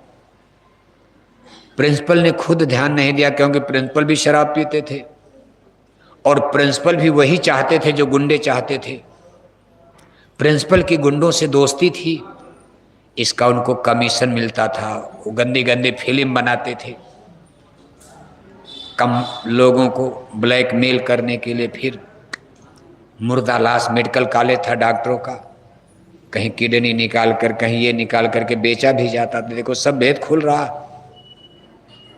और शराब पीकर गुंडे इसमें प्रिंसिपल की मदद करते थे। एक भला आदमी ऐसा काम करेगा? बच्चियों की गंदी फिल्म कोई भला आदमी बनाएगा, साधु बनाएगा? गुंडे बदमाश ही तो बनाएंगे। और इसका प्रिंसिपल को भारी कमीशन मिलता था। बताओ, कॉलेज के अंदर ये काम कर दिया। सरकार इतनी तनख्वाह दे रही है आपको इसीलिए कि बच्चियों की फिल्म बनाओ, आप वहां बैठ के डॉक्टरी पढ़ाना है। और अंत में देखो घटना घट गई। एक गुंडे ने, एक शराब पी करके गुंडों ने, जब उस बेटी ने कहा हम भेद खोल देंगे इसका, हम ऊपर बात पहुंचा देंगे, मीडिया में हल्ला मचा देंगे, तो लोगों ने मिल करके उसका मर्डर कर दिया, इतनी बुरी तरह मारा। मान लो ठीक है, गला दबाकर मार देते, मारना था कहीं गोली मार देते, लेकिन देखो हड्डी हड्डी को तोड़ कर मार डाला। जैसे आप कहते हैं हम टांग चीड़ देंगे, पैरों को चीड़ दिया, जैसे टांग चीड़ दिया जाए। अभी उसकी शादी भी नहीं हुई थी, बताओ। फिर और बेहोश बेटी, और उन शराब पीने वालों ने शराब के नशे में बलात्कार भी किया। मेडिकल रिपोर्ट बता रही बलात्कार भी कर दिया। बताओ, मर रही वो चिल्ला रही। क्या है, आदमी शैतान हो गया, भूत हो गया, जानवर हो गया, पशु हो गया, राक्षस हो गया, चांडाल हो गया, शैतान हो गया। क्या धर्म कर रहे हो आप? कौन सा धर्म है ये? और जिस आदमी का नाम आ रहा उसकी फोटो देखो, लाल रंग का गमछा टांगे, चंदन तिलक टीका लगाए, जैसे हम टीका लगाए दिखाई दे रहे हैं। आप उसकी फोटो देखो, जो उसका मुजरिम है सबसे बड़ा, जेल में जिसको पकड़कर बंद किया गया, उसके माथे पर टीका है, चंदन टीका है, राम नामी दुपट्टा है, जैसे गेरुआ गमछा पहनते हो राम, जैसे राम बोलने वाले, ऐसे लाल रंग का गमछा, धोती कुर्ता है। क्या गजब कर दिया, तमाशा कर दिया, धर्म का तमाशा बना के रखा दिया। कभी आप इस पर विचार करते हो कि मानव कहाँ जा रहा? धर्म तो मनुष्य को देवता बनाता, इंसान बनाता, मानवता की शिक्षा देता। धर्म कोई लड़ाई झगड़े का नाम है? धर्म तो आत्मा के कल्याण का ही विषय है, और इसके लिए मन को साफ करना, सारा खेल इसी मन का है। बड़ा बैरी ये मन घट में, इसी को जीतना कठिना। मन कितना बलवान है, हमसे आपसे सारी ऐब, सारी बुराई, सब रगड़े झगड़े की जड़ यही मन है। और सबके अंदर मन है, सबके घट में अंदर में विराजमान है। एक मिनट में मन देखो, घर में भाई भाई को लड़ा देता, सास बहू में झगड़ा करवा देता, बाप बेटे में झगड़ा हो जाता, देश को देश से लड़ा कर विश्व युद्ध करवा देता। प्रधानमंत्री, एक प्रधानमंत्री से कहा बम गिरा दो, उसने गिरा दिया, उसके अंदर भी मन है। तो दूसरे प्रधानमंत्री ने कहा तुम भी गिरा दो, उसके अंदर भी मन है। हिंदू से कहेगा मुसलमानों को मारो, उसके अंदर भी मन है। मुसलमानों के अंदर भी मन है। मन तो सबका एक ही है, जैसे शरीर सबकी एक। भगवान ने तो सबकी एक ही शरीर बनाई। धर्म के नाम पर, जाति के नाम पर तो अब आप तमाम खेमे में बट गए, लेकिन भगवान ने तो मानव जाति ही बनाई। भगवान ने कोई जाति धर्म बनाया? रामायण में लिखा है, भगवान राम ने सेवरी से कहा, कहें राम सुन भामिन बाता, मानव एक भगत कै नाता, जात पात पूछे नहीं कोई, हरि कै भजे सो हरि कै होई। जात पात रामायण में लिखा। बताओ, रामायण से पवित्र हिंदू लोगों के लिए कितना पवित्र ग्रंथ रामायण, सब मानते हो। उत्तर भारत ही नहीं, मराठी लोग भी रामायण को पढ़ते हैं, मानते हैं। ये हिंदुओं की बहुत पवित्र पुस्तक मानी गई रामचरितमानस रामायण। उस रामायण में लिखा है, भगवान राम सेवरी से कह रहे हैं। कहाँ कह रहे हैं? कर्नाटक में बैठे हैं। उस जमाने में लाखों बरस पहले अयोध्या से चलकर कहाँ आ गए? कर्नाटक, पंपापुर किष्किंधा क्षेत्र। पंपा सरोवर है, तालाब है बहुत बड़ा, ऋषि मुनियों का अड्डा है, जमघट है। किष्किंधा पर्वत बगल में, वहीं सेबरी का आश्रम है, सेबरी भीलनी का। उसके झोपड़ी में चटाई पर बैठे हैं। अब सब ऋषि मुनियों के यहाँ तो नहीं गए, सेबरी के यहाँ पहुँच गए। और सेबरी जात की भीलनी, आदिवासी कुल भील, जिनको उत्तर भारत में मुसहर कहा जाता। यहाँ उत्तर भारत के लोग होंगे, उत्तर प्रदेश बिहार के लोग, आप उनको मुसहर कहते हो। दक्षिण भारत में इनको कोल भील कहा जाता। देखो, भीलनी सेबरी। अब भीलनी सेबरी साधु कैसे बन गई? तो इतिहास बताता, भीलनी सेबरी की शादी पड़ी। सेबरी के पिता भीलों के सरदार थे, गांव के मुखिया थे। 10-20 भेड़ ला करके घर पर बांध दिया। सेबरी ने पूछा, पिताजी ये भेड़ बकरी क्या होंगे? पिता ने कहा, भाई मैं भीलों का सरदार हूं, तुम्हारी शादी है, इसकी मांस को मैं अपने सभी साथियों को, रिश्तेदारों को, मेहमानों को परोसूंगा, खिलाऊंगा। सिबरी ने कहा, पिताजी ऐसी शादी मैं नहीं करूंगी, मेरी शादी और 10 जीवों की हत्या होगी, जान जाएगी, आप इनको मारेंगे, इनको काटेंगे, ऐसी शादी हमको मंजूर नहीं है। पिता ने सोचा ऐसे कह रही होगी, चलो छोड़ दिया। पिता ने बहुत गंभीरता से नहीं लिया। जब सिबरी ने देखा कि पिताजी नहीं मानेंगे, तो सिबरी ने देखो सोचा कि अब मैं छोड़ दूंगी घर, पिताजी मानेंगे नहीं, शादी करवाएंगे ही, और इन बकरों को, भेड़ों को काटा जाएगा मेरी शादी के नाम पर, मेरा जीवन सुखी रहेगा? मेरी शादी के नाम पर 10 जीवों की हत्या हो जाएगी, इतना बड़ा पाप होगा तो जीवन में सुख नहीं मिलेगा। अब है, संस्कार है, अभी उम्र ही सिबरी की क्या, लेकिन कभी कभी देखो ज्ञान आ जाता, भगवान की कृपा, सब भगवान की आत्मा है। जैसे मीराबाई को ज्ञान आ गया, महात्मा बुद्ध को आ गया, घर छोड़ दिया। महात्मा बुद्ध को तब कोई गुरु भी नहीं मिला था, ज्ञान आ जाता। भक्त प्रहलाद देखो, छोटी उम्र में ज्ञान हो गया, तपस्या करने लगे। भक्त ध्रुव का नाम आप पढ़ तो कितनी छोटी उम्र में। ऐसे सिबरी रात में घर से निकल गई, कहा मैं भाग जाऊं घर से। अब भागते भागते वही इलाके में पहुंच गई, पंपा क्षेत्र, ये कर्नाटक में, अब तो कर्नाटक प्रदेश हो गया। उसी प्रदेश में जंगल पहाड़ में गई, पंपा सरोवर किनारे ऋषि मुनि। सिबरी की उन्होंने परेशानी सुनी, कहा बेटी तुम कहाँ जंगल में चली आई ऋषि मुनियों का, ये साधु महात्माओं के लिए तुम कहाँ से भाग के आ गई? सिबरी ने अपनी पूरी गाथा, अपनी परेशानी सुना दिया। ऋषि मुनियों को दया आ गई, कहा अच्छा चलो तुम भी रहो यही झोपड़ी में। सिबरी की झोपड़ी ओपड़ी बना करके रख दिया। छोटी उम्र, अभी शादी भी नहीं हुई।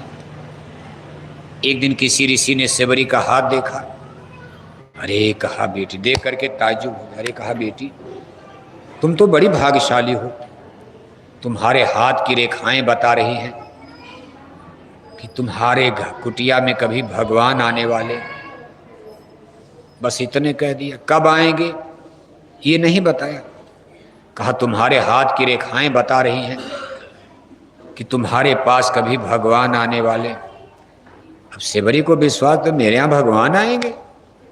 कहाँ से भगवान आएंगे? धरती पर भगवान तो ऊपर रहते स्वर्ग वैकुंठ में, यहाँ कहाँ भगवान जंगल में आएंगे? और मेरे जैसे गरीब के पास कैसे आने वाले, राजा महाराजा के यहाँ आएंगे? अब इसी आ, लेकिन फिर भी सिबरी को देखो आशा हो गई, कभी ऋषि मुनि कह रहे हो सकता। सिबरी का बचपन बीत गया, जवानी बीत गई। सिबरी का जब बुढ़ापा आ गया, सिबरी के बाल बिल्कुल सफेद हो गए, बुढ़ापा, अभी तक भगवान नहीं आए। बचपन बीता, जवानी बीती। सिबरी क्या कर रही कि भाई तारीख तो पता नहीं थी, ना जाने भगवान कब आ जाए, तो कम से कम दरवाजे पर रोज झाड़ू पोछा, भाई भगवान आने वाले हैं। अपनी झोपड़ी के आगे कुछ दूर तक झाड़ू लगाती सिबरी, झाड़ू पोछा कि भगवान हमारे घर हो सकता आज आ जाए, नहीं आए। फिर कल झाड़ू हो सकता आज आ जाए। बताओ, करते करते बचपन बीत गया, जवानी बीत गई, बुढ़ापा आ गया। सिबरी झाड़ू लगा रही, भगवान राम के लिए रोज आसन लगाती थी, लिपाई पोताई करके। और तो उसके पास कुछ थारे तकिया तोशक तो था नहीं, जमीन को पानी से लीप कर एक चटाई रोज साफ सुफ करके बिछा, भाई भगवान का आसन रहेगा।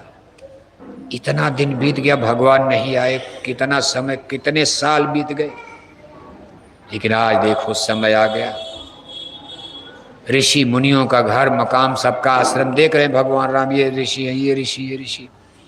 सबको छोड़ते छोड़ते सब हाथ जोड़े खड़े, भाई ये कौन आ गए? भगवान राम सबको छोड़ते सिबरी के दरवा कुटिया के सामने। और जब कुटिया में पहुंचे तो आसन लगा था।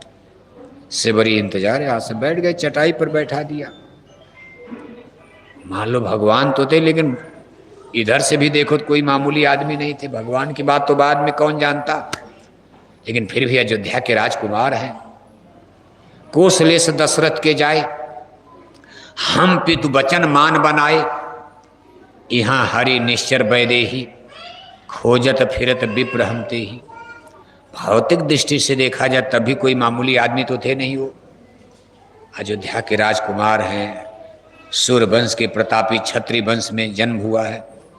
राजा दशरथ अयोध्या के राजा के पुत्र हैं, लेकिन आज सेबरी की झोपड़ी में जाकर चटाई पर बैठ गए। सेबरी बेचारी परेशान, घर में कुछ है नहीं, अपने खाने पीने के लिए जो कुछ, ऐसे समय में पहुंचे कि वो भी जो उसका नाश्ता पानी खत्म। ऐसे झटके में गए। सेबरी के पास कुछ बेर था। सेबरी ने सोचा कहीं खट्टा तो नहीं है। अब कैसे कोई बड़ा आदमी आपके घर में आ जाए तो आप घबरा जाते हो।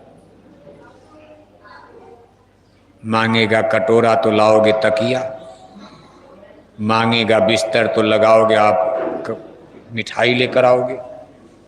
आदमी जैसे आपके घर में एक मुख्यमंत्री प्रधानमंत्री आ जाए तो आदमी होश नहीं रहता। सेबरी इतनी आज विह्वल, भगवान आ गए, उसको पता ही नहीं क्या मैं करूं, कुछ है ही नहीं। अब सोचा बेर है, कहीं खट्टा तो नहीं है। ऐसे दांत से काट करके देख लिया कि मेरे भगवान को तकलीफ तो ना जगाई। अब उसको ये भी होश नहीं कि जूठा करके मैं दे रही हूं। जब मीठा था मीठा दे दिया, खट्टा फेंक दिया। जो मीठा लगा उसको उनको पकड़ा दिया, खट्टा इधर कर दिया।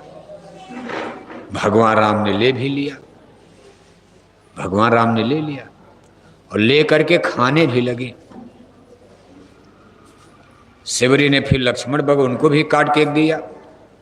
लक्ष्मण की आंखें लाल, गुस्सा में, अरे कहा एक तो भीलनी, दूसरी जूठा बेर, उठा के फेंक दिया गुस्सा में, क्रोध में। और भगवान राम से भी लक्ष्मण कहते, भैया तुम पागल हो गए आप, अरे जात की भीलनी है, ऊपर से जूठा बेर। मान लो भीलनी है फिर भी जूठा तो न करती, आप एक भीलनी का जूठा बेर खा रहे हो। भगवान राम ने कहा लक्ष्मण पहले खा लेने दो, बाद में भेद बताऊंगा। अब जितना भीलनी ने खिलाया भगवान राम खाते चले गए। बाद में उन्होंने लक्ष्मण को समझा, लक्ष्मण मैं ब्रह्म हूं, मैंने इस संसार में जन्म लिया है, ये सारी रूहें सारी आत्माएं मेरी हैं। सगला शिष्ट मोर उपजाया, सब पर मोर बराबर दाया। जैसे माताएं बेटा बेटी पैदा करती, अपने बेटा बेटी की टट्टी भी उनको उसमें दुर्गंध नहीं आती, हाथ से लीपती। दूसरे की टट्टी तो आदमी को दुर्गंध बदबू करती, लेकिन अपने बेटे बेटी की टट्टी में भी बदबू नहीं आती। मैंने सबको जन्म दिया। ये जीवात्माएं अपने कर्मानुसार यहाँ अलग अलग अपना कर्म भोग रही हैं, गाय में, बैल में, कुत्ता में, बिल्ला में, लेकिन सारी आत्माएं मेरी हैं। ईश्वर अंश जीव अविनाशी, चेतन अमल सहज सुख राशि। मैं इनकी बाह्य दशा नहीं देखता, मैं अंतर जगत में अंतर्दृष्टि के द्वारा इनकी अंतर्गति को देखता हूं। शरीर कैसा है, इनका कपड़ा कैसा है, इनका घर मकान कैसा, ये मुझसे नहीं मतलब। संत न देखें चाल कुचालू, परखें अंतर का हाल। मैं अंतर में देख रहा हूं लक्ष्मण। इस समय इस धरती पर, पूरे भूमंडल पर, केवल यही नहीं पूरे धरती पर सेबरी जैसी पवित्र आत्मा कोई नजर नहीं आ रही। बड़े बड़े साधु सन्यासी, लेकिन साधु सन्यासियों का भी मन इतना निर्मल पवित्र नहीं जितना सेबरी का हो चुका इस इतनी लंबी तपस्या करने के बाद। इसलिए लक्ष्मण मैंने प्रेम को खाया, मुझे बेर और से क्या मैं भूखा हूं? मैं भाव का भूखा हूं, मैं भाव का भोजन करता हूं, भक्ति है। और देखो सेबरी को भक्ति का अमर वरदान दे दिया, इतिहास में नाम अमर हो गया। जब तक भगवान राम का नाम चलेगा तब तक सेबरी का नाम इतिहास में अमर। जिस दिन लोग भगवान को भूल जाएंगे, जब भगवान राम का नाम धरती पर खत्म होगा तो सेबरी को भी हम लोग भूल जाएंगे। लेकिन जब तक भगवान राम का नाम चलता रहेगा, सेबरी और सेबरी की भक्ति को कोई भूल पाएगा? जैसे लोग कहते भाई रामायण वामायण जला दो, जैसे कुछ लोग कह रहे हैं कि अब रामायण वामायण का समय खत्म हो गया, रामायण जला दो, गीता जला दो, ये रामकृष्ण का जन्म नहीं हुआ था, सब उपन्यास है, कथा है, कीर्तन, बहुत लोग कह रहे हैं। कमेंट हो रहा है इस पर, तमाम टिप्पणियां हो रही। मान लो अगर ऐसा हो जाता तो सबरी का भी इतिहास खत्म हो जाएगा। लेकिन कुल मिलाकर के इतना संभव कहने वाले कहते रहेंगे। अब कहने वाले तो गांधी महात्मा को भी गाली देने लगते हैं। अब जिसका अलग अलग विचार, कोई किसी को गाली, कोई किसी को गाली। लेकिन भगवान राम लोगों के हृदय में रच बस गए। आदमी जीवन भर कोई मिलता, राम राम करते हो आप घर से निकलते, रास्ते में कोई मिला, कहोगे जय राम जय सीताराम। घर में कोई अच्छा काम हुआ, भाई राम की कृपा है। घर में कोई मर गया, कुछ हो गया, 4 आदमी ले जाते, तब आप रास्ते में बोलते हो राम नाम सत्य है। जन्म से लेकर मरण तक राम है राम तो करते हो, जन्म लिया तब भी राम राम, और जब कोई मर गया और जलाने के लिए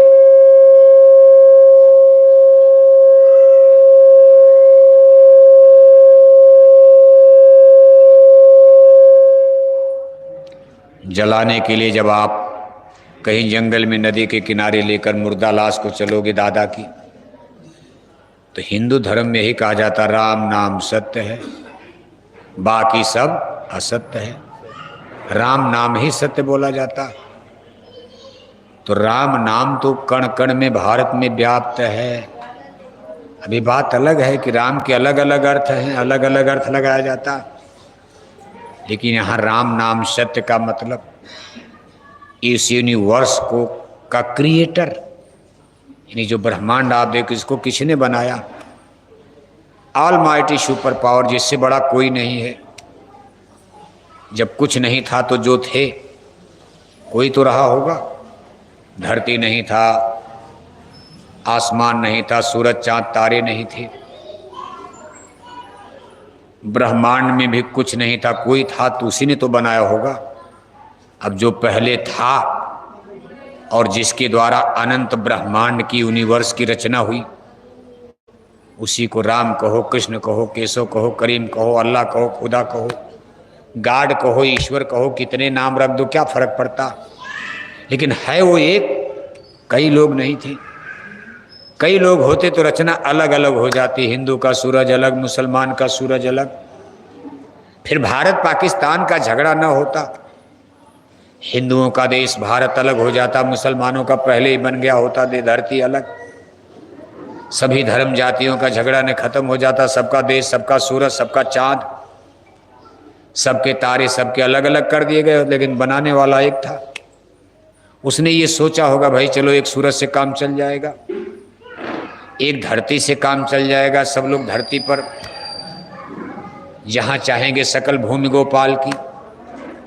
लेकिन आदमी भी कमाल की चीज है, उसने धरती को बांटना शुरू कर दिया, का मेड़ बनाओ, यहाँ तक भारत रहेगा, ये पाकिस्तान हो जाएगा, अब ये बांग्लादेश होगा, कभी ये मराठा होगा, ये गुजराती होगा, बंगाली होगा, भी है, दुनिया का झंझट कर दिया।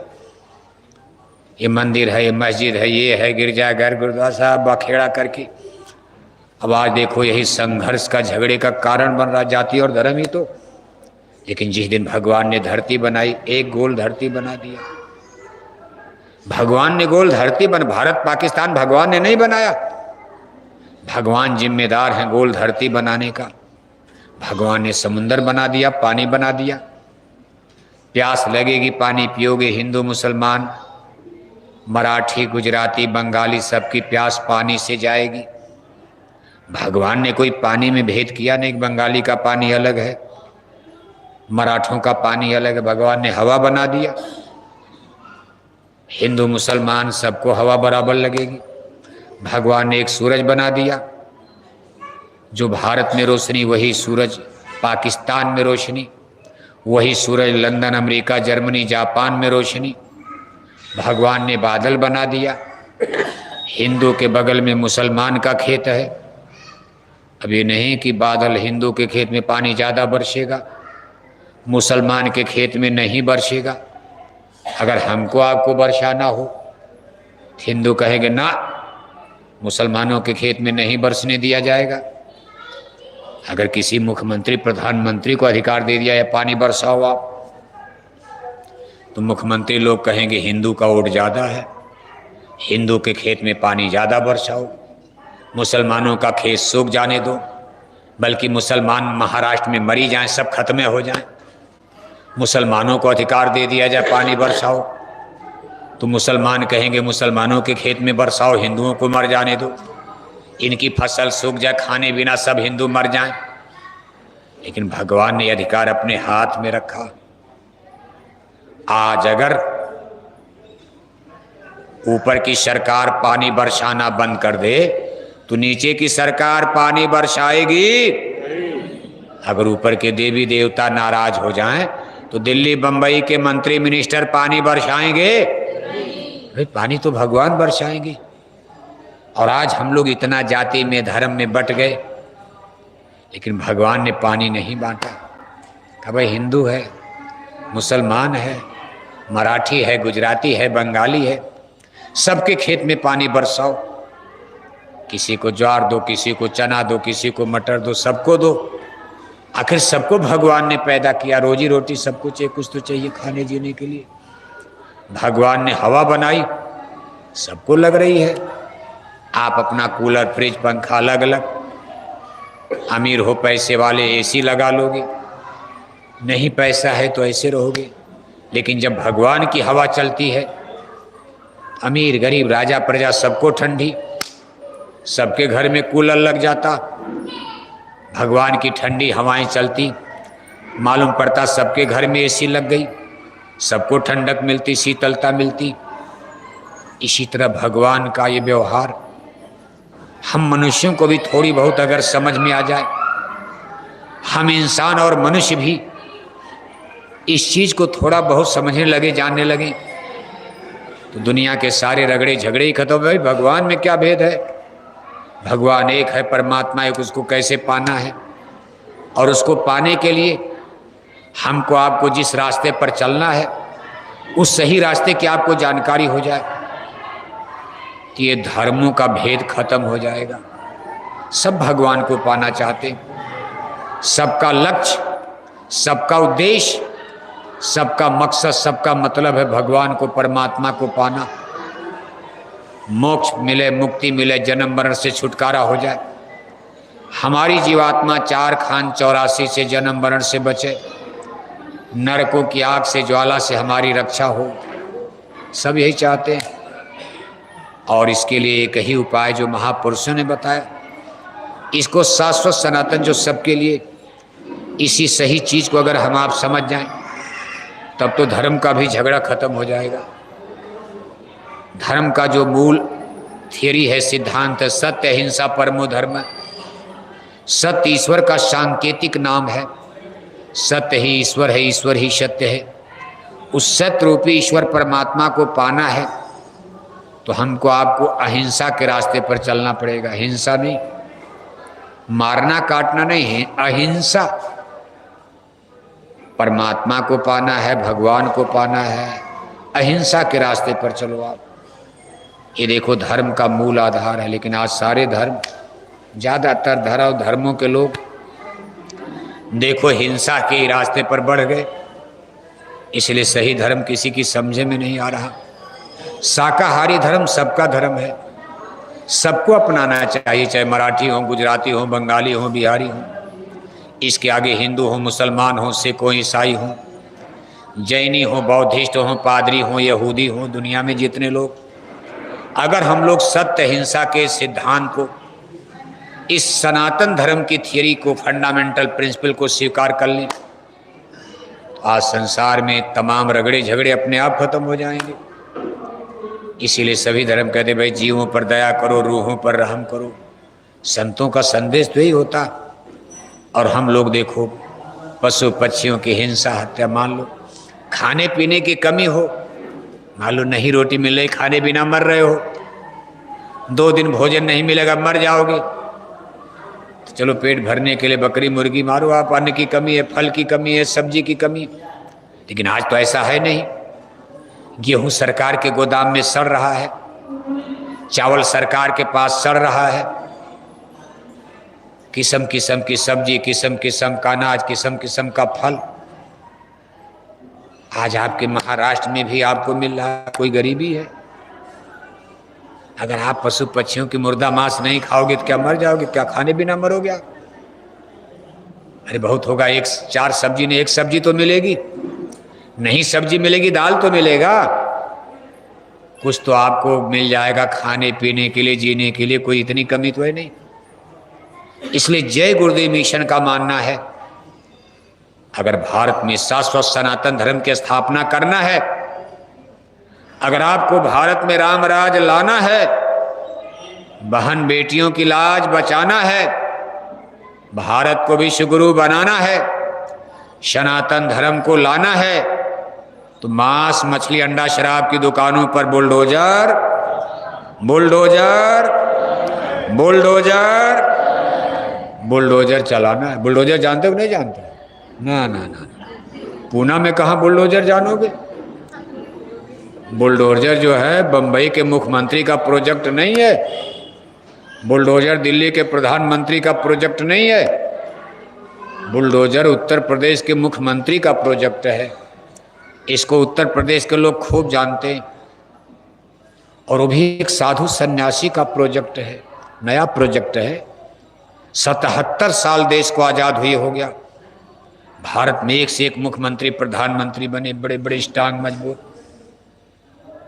लेकिन ऐसा प्रोजेक्ट कभी आपने देखा नहीं आजादी के बाद। एक साधु नेता लोग नहीं ला पाए, एक साधु सन्यासी एक नया प्रोजेक्ट लेकर आए, उसका नाम है बुलडोजर। लेकिन अभी इस प्रोजेक्ट में लोगों का घर गिराया जा रहा। किसी का घर गिरा देने से कभी राम राज आएगा? राम राज आएगा जब आपका बुलडोजर मछली अंडा शराब की दुकानों को ध्वस्त करेगा। महाराष्ट्र में आप नाराज हो सकते हो, क्योंकि यहां समुद्र के किनारे बस्तियां हैं। महाराष्ट्र में मांसाहार ज्यादा है। उत्तर प्रदेश में सबसे शाकाहारी वेजिटेरियन लाइफ सिस्टम, शाकाहारी प्रदेश नंबर 1 पर गुजरात को माना जाता। गुजरात प्रदेश में आप जाओगे, गांव का गांव शाकाहारी आपको, और एक से एक लैंडलॉर्ड, इतनी सुंदर सुंदर कोठी गांव में गुजरात में। हम तो सब घूम कर देख लिए, जैसी कोठी बड़े बड़े शहर में देखते हो, ऐसी गुजरात के गांव में कोठी नजर आएगी, एक से एक लोग, लेकिन सब ज्यादा शाकाहारी। दूसरे नंबर पर शाकाहार में मीराबाई की धरती, महाराणा प्रताप की धरती, राजपूताना राजस्थान आता। आपका महाराष्ट्र शाकाहार मांसाहार में किस पायदान पर खड़ा है? महाराष्ट्र। अगर सही बता दिया जाए तो मराठी नाराज हो जाओगे, झगड़ा करोगे आप, इसलिए इसको पर्दे में रहने दो। वैसे ये भी शिवाजी महाराज की धरती है। माता जीजाबाई ने शिवाजी महाराज को समर्थ गुरु रामदास के सत्संग में भेजा था। समर्थ गुरु रामदास एक महात्मा परंपरा में, गुरु परंपरा में थे। हिंदी अंग्रेजी के मास्टर नहीं थे, अध्यात्मवाद के। समर्थ गुरु रामदास अध्यात्मवाद के संत महात्मा थे। शिवाजी महाराज को उन्होंने अपने आध्यात्मिक पाठशाला सत्संग में बैठाकर ज्ञान दिया। शिवाजी महाराज अपने जीवन में शराब नहीं पिए, ये गुरु की शिक्षा का असर था। राजा बन गए, मराठा देश के राजा बन गए।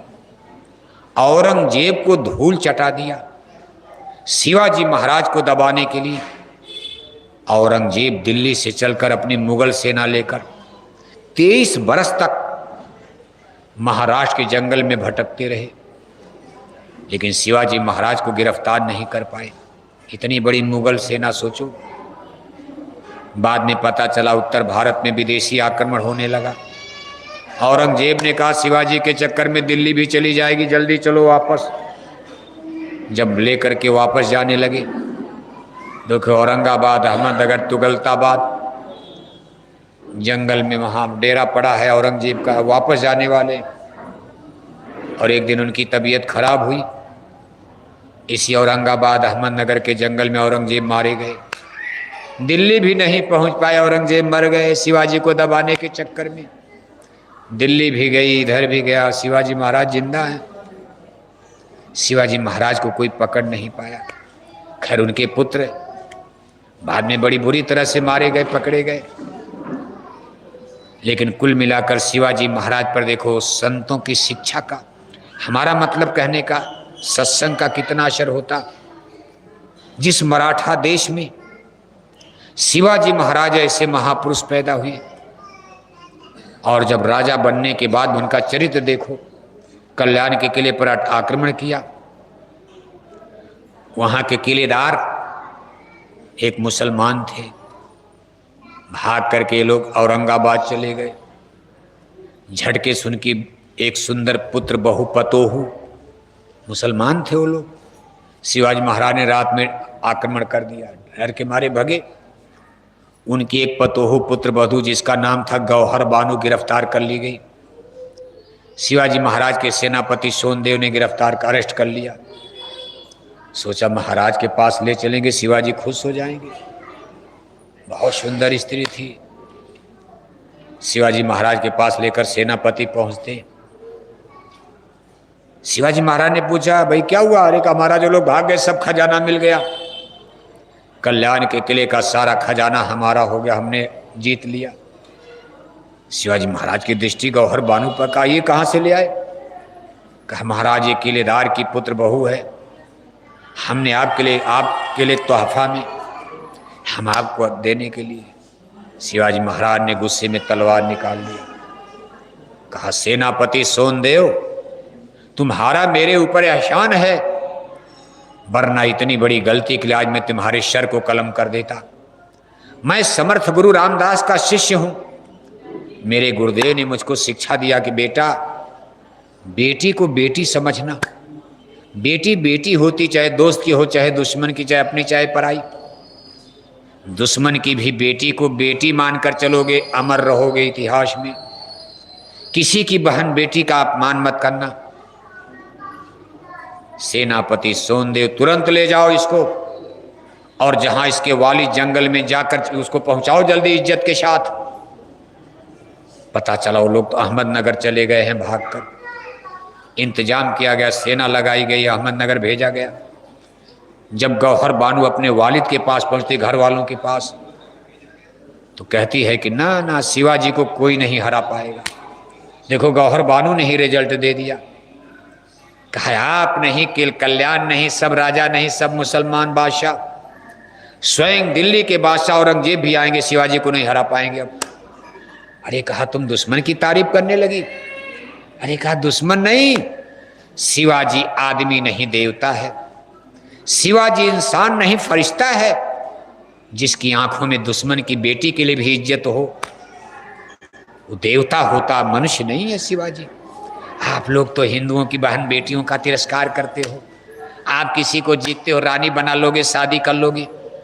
शिवाजी के पास मैं अबला थी, मैं गिरफ्तार थी, फिर भी मेरा इज्जत किया, सम्मान किया और मुझे भेज दिया। ऐसे आदमी को कोई हरा नहीं सकता दुनिया में। और गौहर बानो की बात सच निकली। शिवाजी महाराज को जीते जी औरंगजेब की फौज मुगलों की नहीं हरा पाई। उनके पुत्र लोग अगली पीढ़ी में कुछ गड़बड़ सड़बड़ हो गए थे, और अंत में बड़ी बुरी मौत मारे भी गए लोग। लेकिन शिवाजी महाराज का इतिहास कितना शानदार, और ये समर्थ गुरु रामदास की शिक्षा का, सत्संग का असर था। आज फिर किसी समर्थ गुरु रामदास की, किसी संत नामदेव जी महाराज की, किसी संत तुकाराम जा महाराज की मराठा में जरूरत है। महाराष्ट्र की धरती पर आपको सही दिशा दे सके, सही धर्म समझा सके, सही कर्म समझा सके, मानवता, मनुष्यता, इंसानियत, प्यार, मोहब्बत का पाठ पढ़ा सके। और जय गुरुदेव मिशन के हम लोग तो मेहनत कर ही रहे हैं। लेकिन आप कह सकते हो भाई ये लोग तो उत्तर भारत से आए हैं, ये लोग मराठी तो है नहीं, ये लोग मथुरा से आए हैं, यहाँ से आए, यूपी से आए हैं, बिहार से आए। लेकिन आपके धीरे धीरे देखो मराठे भी जग रहे। आपके पूना के गांव में भी जय गुरुदेव मिशन का प्रचार पौड़ रहा, और लोग मांसाहारी धर्म को छोड़कर शाकाहारी धर्म को स्वीकार कर रहे हैं, मांसाहारी धर्म को छोड़कर शाकाहारी धर्म जो सही है, सच है, सनातन। इसलिए आज इस सत्संग सभा में हमारी आपसे अपील है, हमारी दो बातों पर ध्यान देना। आप पूजा कुछ करो, पूजा की बात तो बाद में देखी जाएगी, आप करते रहो। दशहरा मनाओ, दिवाली मनाओ, गणेश पूजा करो, चाहे कोई पूजा करो, नदी देवालय शिवालय पूजो। हमारी आपसे अपील है कि मुर्दा खाना बंद कर दो, अपने चूल्हे पर मुर्दा पकाना बंद कर दो, मछली अंडा मांस शराबों का पीना बंद कर, जो बुद्धि को भ्रष्ट करता। दूसरी हमारी आपसे अपील है, आप भी किसी गुरु की खोज कर लो। ज्ञान गुरु से प्राप्त होगा। नदी पर्वत पहाड़ ये आपको काका गागा नहीं पढ़ा सकते। नदी पर्वत पहाड़ पेड़ पौधे आपको ABCD नहीं पढ़ा सकते। जब तक कोई टीचर ट्यूटर मास्टर नहीं मिले, समझाएगा कौन? कहा गुरबिन होई न ज्ञान, गुरबिन भवनी तरह न कोई, जो बिरन शंकर शम हुई। सतगुर बिना न कोई बाँचे, नाम बिना 84 नाचे। करणधार सदगुर दिन नावा, दुर्लभ सास सुलभ कर पावा। अपने जीवन में किसी गुरु की खोज कर लेना। पंढरपुर में मिल जाए, कहीं और मिल जाए, खोजो आप। बड़े बड़े धार्मिक स्थान आपके, नासिक में देखो कुंभ का मेला लगता, महाकुंभ, पंचवटी। आपका शिरडी धाम है, बहुत बड़े बड़े स्थान यहाँ भी हैं, जा करके खोजो आप। लेकिन गुरु खोजते समय सावधान रहना। जैसे अपने बेटा बेटी को पढ़ाने के लिए बढ़िया स्कूल बढ़िया मास्टर खोजते हो, पैसा कितनों लगे। आप कहोगे भाई कितनों पैसा खर्च हो, बढ़िया स्कूल। अरे पढ़ाई तो हर स्कूल में होती है। काखा गघा ABCD हिंदी अंग्रेजी तो गांव में भी पढ़ाया जाता। लेकिन आप कहोगे नहीं, पूना शहर में बम्बई ले चलो, यहाँ ले चलो, बढ़िया स्कूल, कोचिंग, कॉन्वेंट। ऐसे गुरु खोजने में एक सावधानी रखना। कहा शब्द मार्गी गुरु न होवे, तो झूठी गुरुआई लेवे। शब्द कमाए सो गुर पूरा, उन चरणन की हो जा धूरा। शब्द भेदी गुरु की खोज करना। ब्रह्मांड में चढ़ने के लिए हमारी ये आत्मा, स्पिरिट सोल, रूह, इसको स्वर्ग बैकुंठ देवी देवता ईश्वर ब्रह्म, इस ब्रह्मांड में चढ़ने के लिए, जहाँ से उतरकर माया के देश में फंसे हो, चढ़ने के लिए नाम की डोली शब्द के जहाज में बैठकर जब हमारी आत्मा ब्रह्मवाणी, वेदवाणी, अनहद वाणी, अनहद से जुड़ेगी, सूरज जो है शब्द धुन से जुड़ेगी, तभी ये ब्रह्मांड में जा सकती है, स्वर्ग में, वैकुंठ में, देवी देवता ईश्वर भगवान से। इसलिए ऐसे गुरु की खोज करना। ऐसे गुरु आपको मिलेंगे, न मिलें तो निराश मत होना। आज भी मथुरा दरबार में ये भेद बताया जाता। बड़े बड़े मेले वहाँ साल में लगते। अभी देखो 8 से 12 दिसंबर तक बहुत बड़ा आध्यात्मिक मेला मथुरा में हर साल लगता। इस साल 8 से 12 दिसंबर तक 5 दिन लगातार सुबह शाम 2 घंटा सुबह 2 घंटा शाम आप आओगे, वहाँ सत्संग सुनने को मिलेगा। 10 दिसंबर जो पूजा की मुक्ति तिथि तारीख है, उस दिन हमारे संस्था प्रमुख पूज्य हुजूर महाराज जी का सत्संग, उनका दर्शन और नए लोगों को शब्द का भेद सिलसिलेवार। कैसे सूरत शब्द को पकड़कर ब्रह्मांड में चढ़ती, जैसे पानी की धार पर मछली चढ़ती। ऊपर भगवान रहते हैं, यहाँ नीचे नहीं है। नदी तालाब में, पेड़ पौधे में नहीं, परमात्मा का देश तो ऊपर। और आत्मा देखो दोनों आंखों के बीच में सिचुएटेड है। यहीं से आपको ऊपर चलना है। इसको ध्यान क्रिया, योग क्रिया प्राचीन काल में कहते थे। कलयुग में संतों ने इसको सूरत शब्द योग कह दिया। शब्द से जोड़ो, कोई जोड़ो री सूरत नाम से शब्द से। सूरत को शब्द की धार पर जोड़कर निकल चलो अपने देश, अपने वतन। जन्म मरण से छुटकारा मिल जाए, मुक्ति मिल जाए, मोक्ष मिल जाए। और इतना ये सरल साधना है कि घर में, परिवार में, बाल बच्चों में रह करके आप आराम से करो, खाओ पियो सब करो। सुबह शाम थोड़ा करोगे, आपको इसका लाभ मिलेगा। तो आप इस चीज़ के लिए मथुरा आने की कोशिश करना।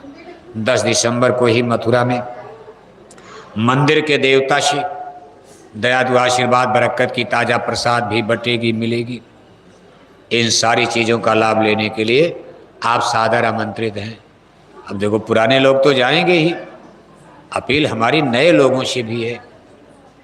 जो नए लोग हमारी बात सुन रहे हो या यहाँ नहीं भी आए हैं, और मान लो आपने किसी गांव को गोद लिया है, अपने टोले महल्ले में रिश्तेदारी में किसी को समझाए हो, कन्विंस किए हो, तो नए लोगों को लेकर के आप मथुरा आने की कोशिश करना, जो कभी नहीं गए। वहाँ 5 दिन रहेंगे, सुनेंगे, समझेंगे। बहुत काल जब कर सत्संगा, तब हुई हैं सब संशय भंगा। एक दिन में तो आदमी काका गागा भी नहीं पढ़ पाता। अब घंटा 2 घंटा में आपको कितना सत्संग सुनाया जाए। हरि अनंत, हरि कथा अनंता, गाँव में सुने भांति बहुशंता। भगवान की कथा, भगवान का इतिहास, आत्मा परमात्मा का तो बड़ा गूढ़ है। कुछ दिन सुनोगे, समझोगे तो जान जाओगे आप।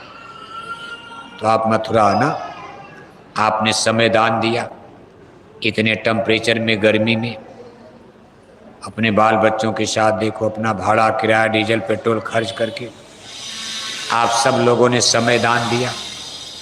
आप सब लोगों को हम बहुत बहुत धन्यवाद देते हैं। हमारे जिला संघर्ष संगठन पूना, जो जिले के अध्यक्ष हैं हमारे भाई राधे श्याम जी, कहाँ गए?